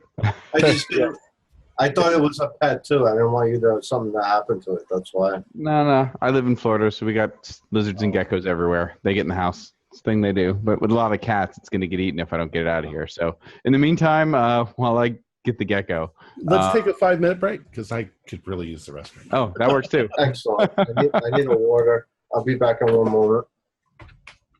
Okay, here we go. Oh, watch this. Come on, you magnificent little...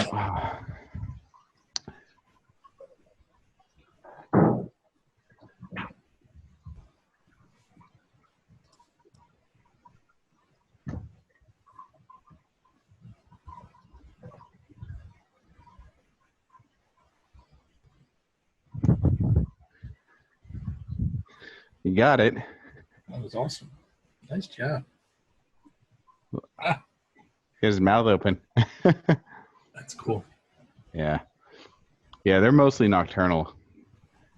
These geckos. Is that a gecko? My parents just moved down to Florida. They have 8 anoles. I don't know how to say it. Yeah. They're like the standard lizards that you see most of the time. Let's see if I. Oh yeah.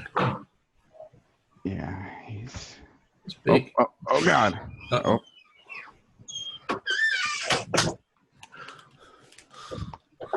I'll check that footage to see if I didn't get to watch him chase the gecko around the room.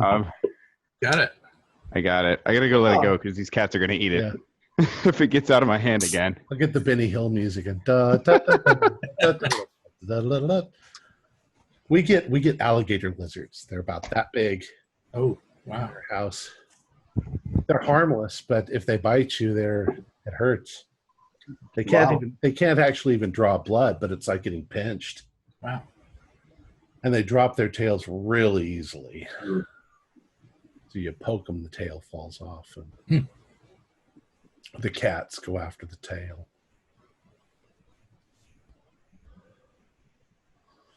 We had a friend over one time, and she walked into our bathroom and sat down on the toilet, looked up, and there was a big lizard staring at her. She just like screeched. Oh man! Like, yep, that happens. At the new place or your old house? Our old house out in the desert. That's what I was thinking. Kind of a desert lizard, but we do have them here. You just don't see them as often. They're pretty.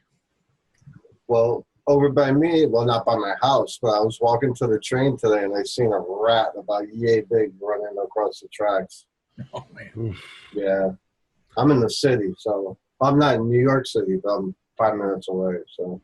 Yeah, when I lived in the Boston area, I got out of my car and started walking to work, and there were steps that went down to where I worked, and as I walked up there was a rat walking down the steps ahead of me, and I was like, holy crap. It's funny, man. I just kind of walked. It was walking almost next to me, and a few people like, oh, I'm going to work to just get out of my way, man. I like the one with the rat with the pizza. Pizza rat, yeah. That's hilarious. They were selling T-shirts of that around the city. That was great. Big rat with a pizza rat in New York City. Now, if Lucas is in Florida, then he's got the big cockroaches too. The flying ones. Yeah, Ooh, we have some of those. I don't like those. They're not as big as they are in Florida and Texas. Oh yeah, yeah.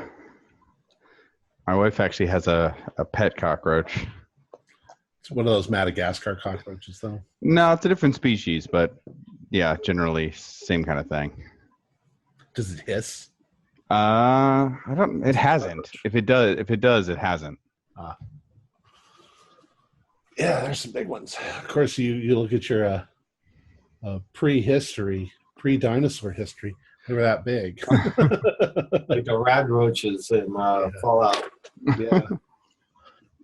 The rodents of unusual size. All right. Let's get back to it. Where were we? I was looking at that file, and it was a library. Yeah. I called Dr. Chuck to check it out. Yeah, we were looking at the books. So all of the books that are in this library have titles and contents that are in Latin, Greek, and other foreign languages, including Arabic. Looks like there might even be something in Sanskrit. You don't know the languages, but you recognize kind of what the texts look like just from exposure on television of what Sanskrit looks like and things like that. But you don't have any idea what they are. Can I try something too? I just had another idea. Sure. I'm going to grab another piece of paper, note paper, and I'm just going to write on there, "Can you read this?" And I'm going to walk over to the tank and hold it up to the Delph. On the screen appears yes. So, okay, that's what I was wondering. So it's not just like a computer digital interface. It's actually like reading text. It immediately starts saying, restore voice interface. I'll go back over. I'm trying to appease it as much as possible, so I'm going to go back over, and it's been traumatized. It knows the doctor's dead, so I want to reinitiate the interface for now. Okay. As long as there's no objections from my team, my colleagues. You're wondering if I can read. I can. Yeah, you're impressive, and I have to say, very impressive. And I re-enable. Are you able to read all of the? Well, did he just cut me off again? No. Oh, he said re-enable. I thought he meant turning the switch back. No. Like enable, letting him speak now. It was off now. Well, that's what he said when you re-enabled was. Yes, and I know. You can read all the other languages? I noticed there's several languages here. I have been given the information, yes. I saw in the notes that there was mention of uploading information to you. Is that different than just presenting you with the text to read? Don't understand different. All variations in language make up one language for me. Huh. So in other words, I'm not going to tell you what he's trying to tell you, but you don't notice a difference. Any language is the same to you. Any of these books all look the same? One language, human language. Exactly. Were you smarter than Dr. Volcano? The doctor? Would respond, unable to make comparison.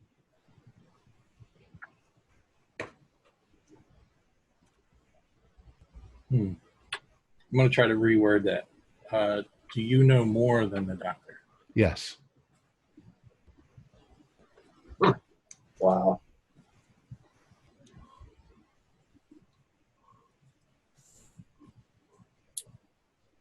You want to show them the coordinates?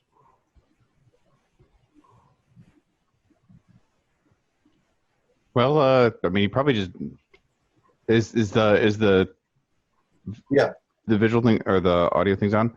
Hey, Delph 6. Does the star Aldebaran mean anything to you? Alpha Tauri, constellation in Taurus, the bull's red eye, orange 5K giant star, 40 solar diameters, larger than sun, 65 light years away, 14th brightest star, 7 billion years old, right ascension, 4 hours, 35 minutes, 55 seconds, declination, 16.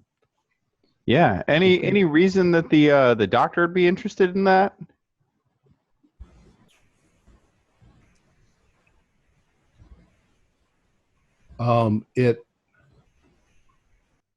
It hesitates for a minute and it says, cannot read doctor's mind. Well, did the doctor ever talk about it? Yes. You had a question, Sparks? I was just going to say, what is the relevance of this I require the information in file number, and then it gives the same file number again. I look at the guys like facially, like any,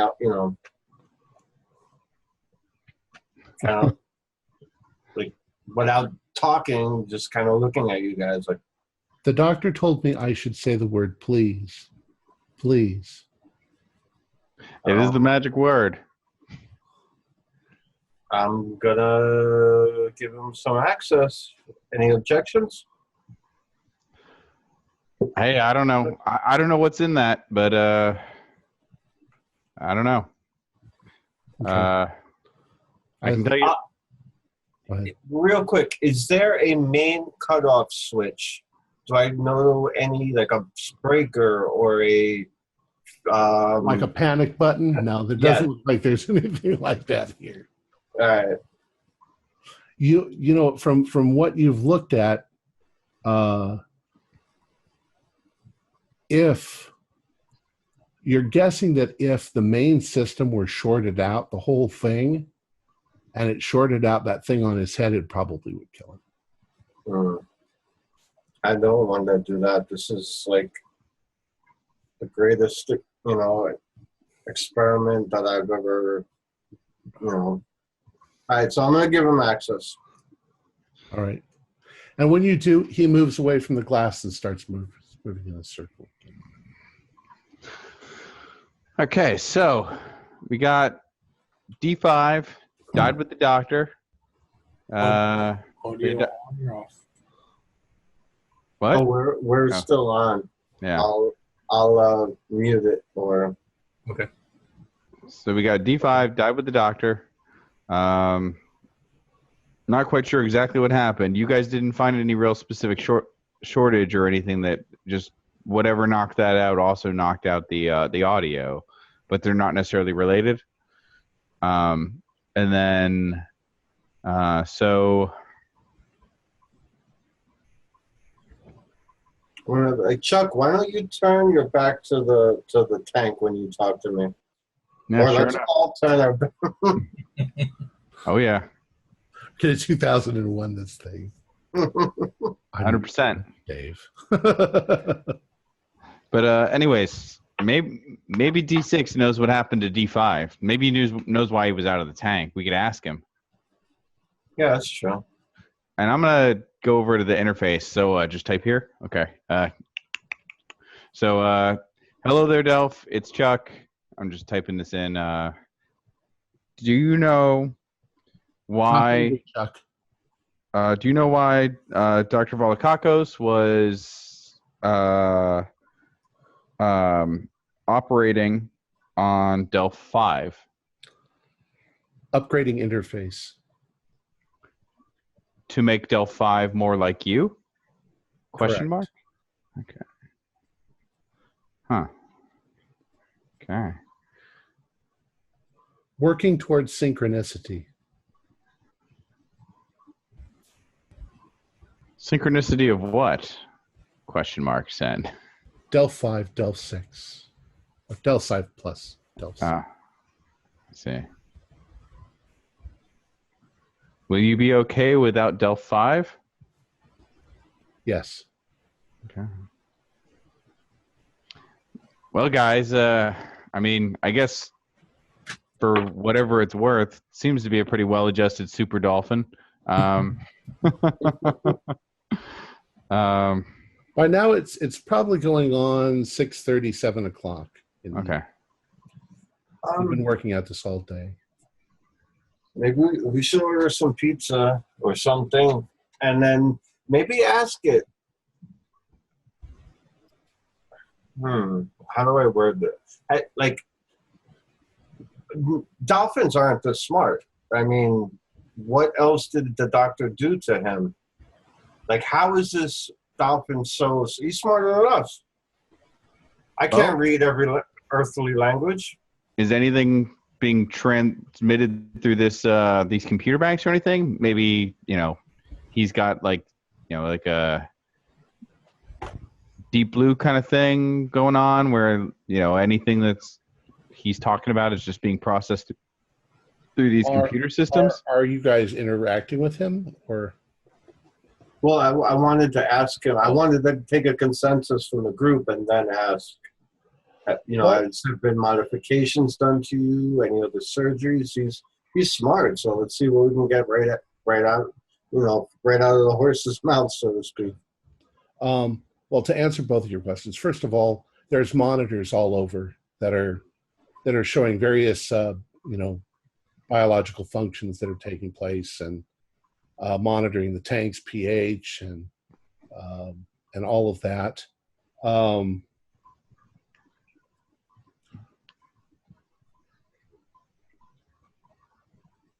Delph 6, if you're interacting vocally, his response is, yes, I understand the doctor's work. Can you elaborate a little on it? Do you have any brain modifications or enhancements?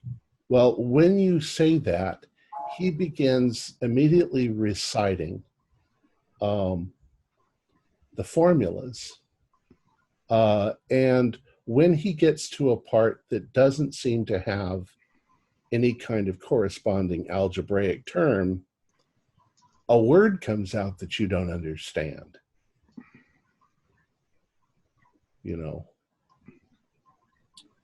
I repeat. You sort of get it. I mean, if you know the math, you sort of kind of get what's going on here.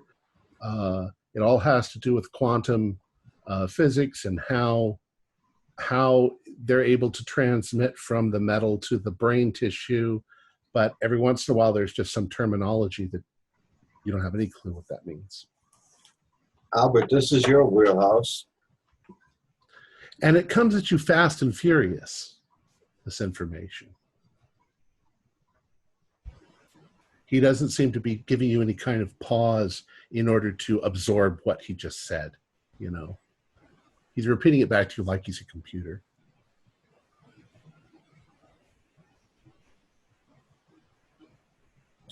Can I go into the cold storage?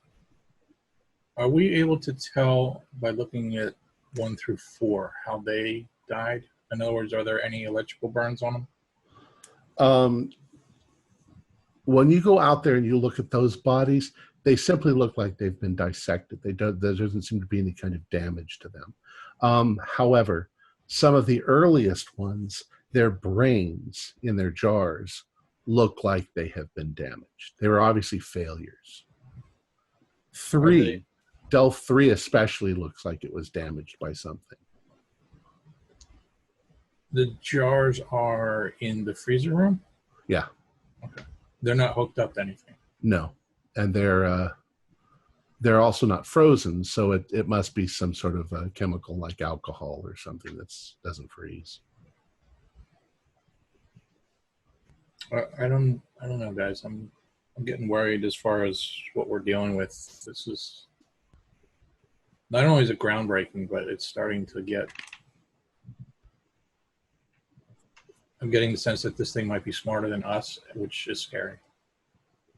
And not only that, I'm kind of afraid that if the government Well, if they don't already know about that, we might be taken along with this dolphin because we know too much right now. Yeah. You guys have been watching too much X-Files and Fringe, man.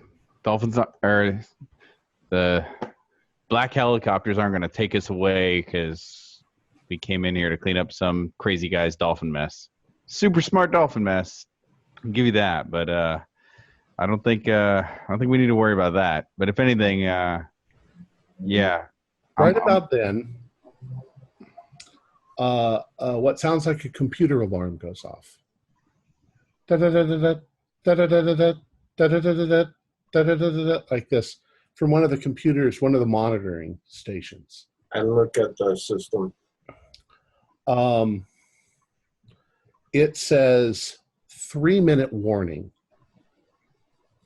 I'll re-enable vocal and ask him what 3-minute warning for what. And all he says to you is 030329 GMT is approaching. He then says, interface lockdown. And when he says that, the monitors go blank. The monitors go blank, but the computers come alive. Their lights are flashing, and the data banks over there are suddenly humming loudly. So, did you guys ever figure out what those computers are supposed to do? Gentlemen, I have been told by Dr. Damn it, I can't remember his name. And I created the man. Dr. Kakos. I've been told by Dr. Volokakos to thank you for restoring the systems. Yeah, no problem, Delph. How's it going? 2 minutes and 13 seconds. What happens when the countdown's done, Delph? Alignment will be complete. What happens with alignment? The doctor realized that certain things needed efficiency. Efficiency could not be achieved from a biological organism. Efficiency had to be done using what you call a computer. I see. That system has now been created. Okay. So these computers in here, that's what? It's going to be you interfacing with those computers? Interface has already occurred. Oh. Okay.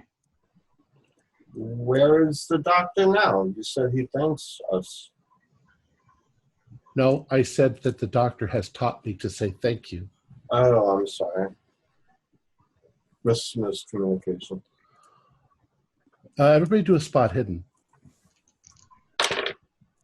Oh, I actually made that one. Okay. 12, so just a point shy of an extreme success, just a hard. Well, something behind you starts flashing, and you look over and you notice that the astronomical chart that is on there is showing that at this moment, or within a couple of seconds, that Aldebaran is going to be perfectly aligned with the tank pointing straight up. Okay. And you suddenly notice the dolphin dive down out of sight in the tank. That's odd.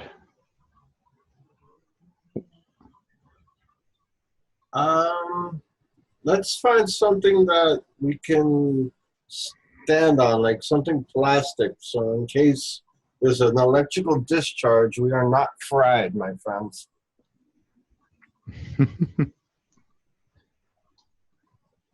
Well, you can see there's a countdown. You have about 45 seconds to perfect alignment. I'm gonna go over look into the tank and kind of like speak out. Is the audio still on? Oh yeah. Then yeah, I'm just kind of speak out loud. Hey Delph, what are you up to? Well, are you okay? When you walk up to the tank and you look down, there is on the bottom of the tank a circle of light. Looks like yellow light. And in the center, where all those tubes and things are coming up into the tank, there's some sort of an object. It looks like a cube, but it's a cube that's sort of turned up on its end. And the dolphin is circling around it at rapid speed. And suddenly its voice starts to come over the intercom, and it begins reciting extremely fast gobbledygook words. You have no idea what it's saying. Okay. Sounds like some foreign ancient language. Well, I don't know what he's trying to do, guys, but I can tell you it's not normal dolphin behavior. But if he keeps swimming around like that, he's going to hurt himself. Okay. You guys want to do anything? I'm trying to get onto like a plastic tub of like dump out the wires and flip it upside down or something, so I'm not making contact with grounded. When I was feeding him earlier, was there any kind of like, was there like a dolphin medicine cabinet or anything up there with the food?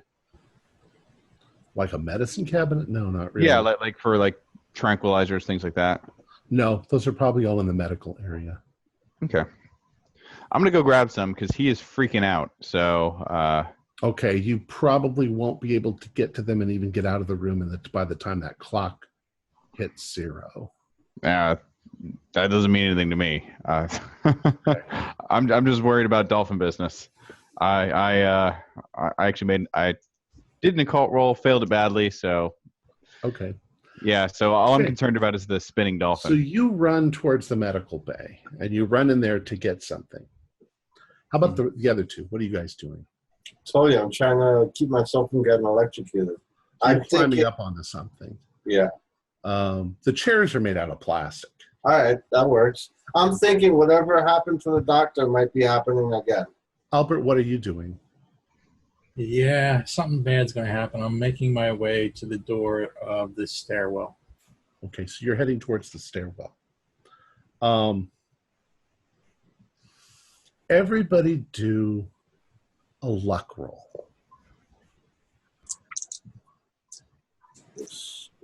What my luck is. Dang it. 43 out of 70. I make it base. 05. Okay. I failed. All right. Dr. Chuck, you have walked into the medical bay. Sparky, you're climbing up on a chair and you've turned your back to the tank. Albert, you're running for the stairwell and you look back. Mm-hmm. And there is suddenly, as the clock hits the exact moment of alignment, there is a flash of light that comes through the window. And Albert, you're blinded by it. It's so bright. Walter, you happen to be facing the other direction. Chuck, you don't see it. Well, you see it, but you don't see the light. You see everything lights up for a second. At that same moment, there is a sound like the howling of 1,000 beasts, and the water seems to boil in the tank in that moment, and the ground shakes, and everything becomes insane at that moment. Your minds feel like they're withering under some sort of pressure, and after the flash, there's something in the tank. It's ropey and it's tentacled and it's pounding at the glass. And I'll do your sanity rolls. Ooh, 95. Nice. 46 out of 60. Pass, actually. Okay. If you passed 1d6, if you failed, do a 1d10 plus 3. Total of 10. Temporary insanity. Well, I think, Sparky, that you scream in horror and you fall backwards off the chair and you just lay on the ground writhing, screaming in agony and hysteria. How about the other two? I only lost 3. Okay. So you're still kind of oblivious because you've stepped into the medical bay. Yeah, there's just like this wave of like Of something in your head. Albert, how did you do? Also 3. I'm assuming the blindness, the fact that I didn't see any of this happen. That makes sense. So you're stumbling around in your blindness. Mm-hmm. And Chuck, what do? You look back and you can see. And do I hear the sounds of something pounding? Yeah, you hear this roaring that's coming from. Okay. Where did I see the diving equipment before? It's on the opposite end of the. Okay. It's in the main area. Yeah. Okay. See, I over near the elevator. I guess I grab up the sedation equipment and is there still like bright light shining out of that room? No. Okay. But I guess as I grab the sedation equipment and go back, do I see like Sparky just sprawled out on the ground? You see Sparky sprawled out, and now you can see that there's something monstrous in the tank. So it wasn't just in my head. Sparky, are you seeing this? Just screaming. Oh shit. Chuck, you also suddenly notice a cracking sound as a huge crack appears in the glass. Shit. And I run and I just like, I am not strong enough for this. I grab Sparky by the foot and 91 on my strength of 50, try to pull him. But yeah, you have to drag him. yeah, I'm trying to drag him towards the stairs. All right. Well, as you drag him, more cracks appear. Albert, what do you do? Oh, you're just stumbling around in the. Kind of stumbling. I was headed for the door, but I don't. Is he still in the same room with us? Yeah, he's up ahead of you. Okay. Between I'm gonna say, Albert, to your left, about 4 steps, because I guess I can see him like he's blind. So yeah. Keep going. Okay. I'm gonna direct him to the stairs, and then I'm trying to pull him. If these cracks are looking really, really bad. Yeah, you know it's going to give way any second now. I love you, Sparky. Run. Save yourself. All right. So run for the stairs. Chuck's going to do that. Chuck, do a luck roll. Okay. 56 out of 70. I made it. Okay. You can hear a tremendous noise coming from all around you with this thing is crashing about. And you just left them behind? You going for the stairs or the elevator? I'm going for the stairs because going for the elevator is madness. And if I can like push Albert through the doorway into the stairs and just be like, well, climb. Albert, you kind of figure the second that you're grabbed that Chuck is trying to take you out. So you at first you fight, but then you immediately begin to cooperate. Sure. Sparky, you're just lying on the floor freaking out totally. All right. You manage to get into the stairwell, and the door closes behind you, but the noise continues. Go ahead and do another luck roll, both of you. 71 out of 70, so I fail.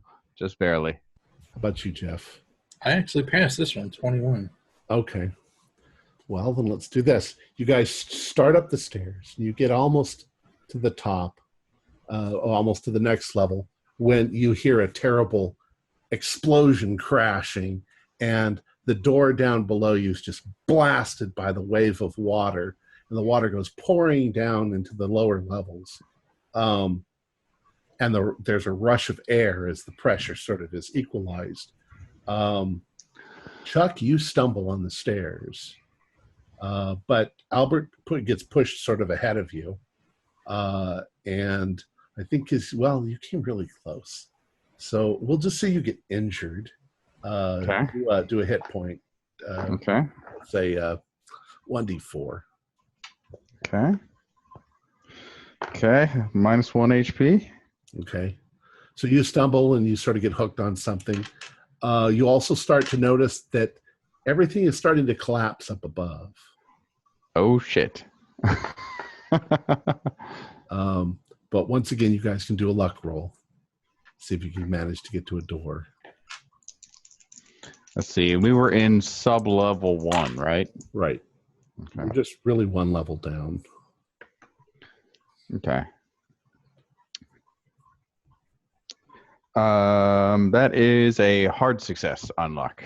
How about you, Albert? I failed by 4 points. Oh. All right. Well, let's just say that you managed to get up and you throw open the door, and you can see that the building is partially collapsed around you.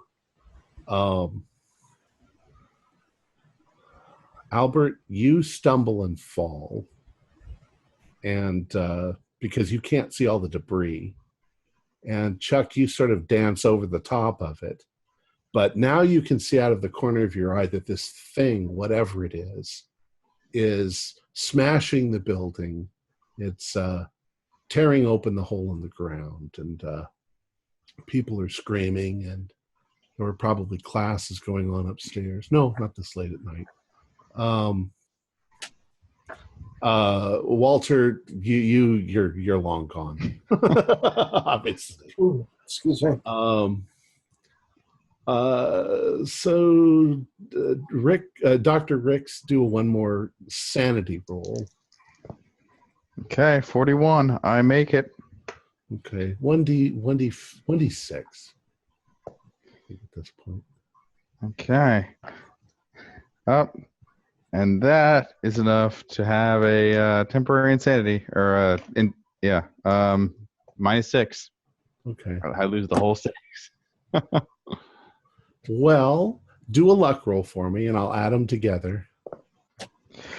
And I get an extreme luck success. So what happens is you become hysterical, and you just start screaming and running with your hands doing this, and you actually manage to avoid getting crushed by the thing. But Albert, you don't. And that's all that you know. So at some point, the military has probably come in to destroy whatever this thing is. And that's kind of the end of my story. Okay. Questions? That was fun. See what you did, Sparky. I'm blaming Sparky on it. Now, I have actually left places in here where you could have stopped the whole thing from happening.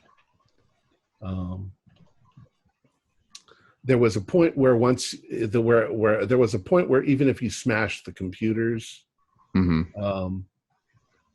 it would have still probably happened.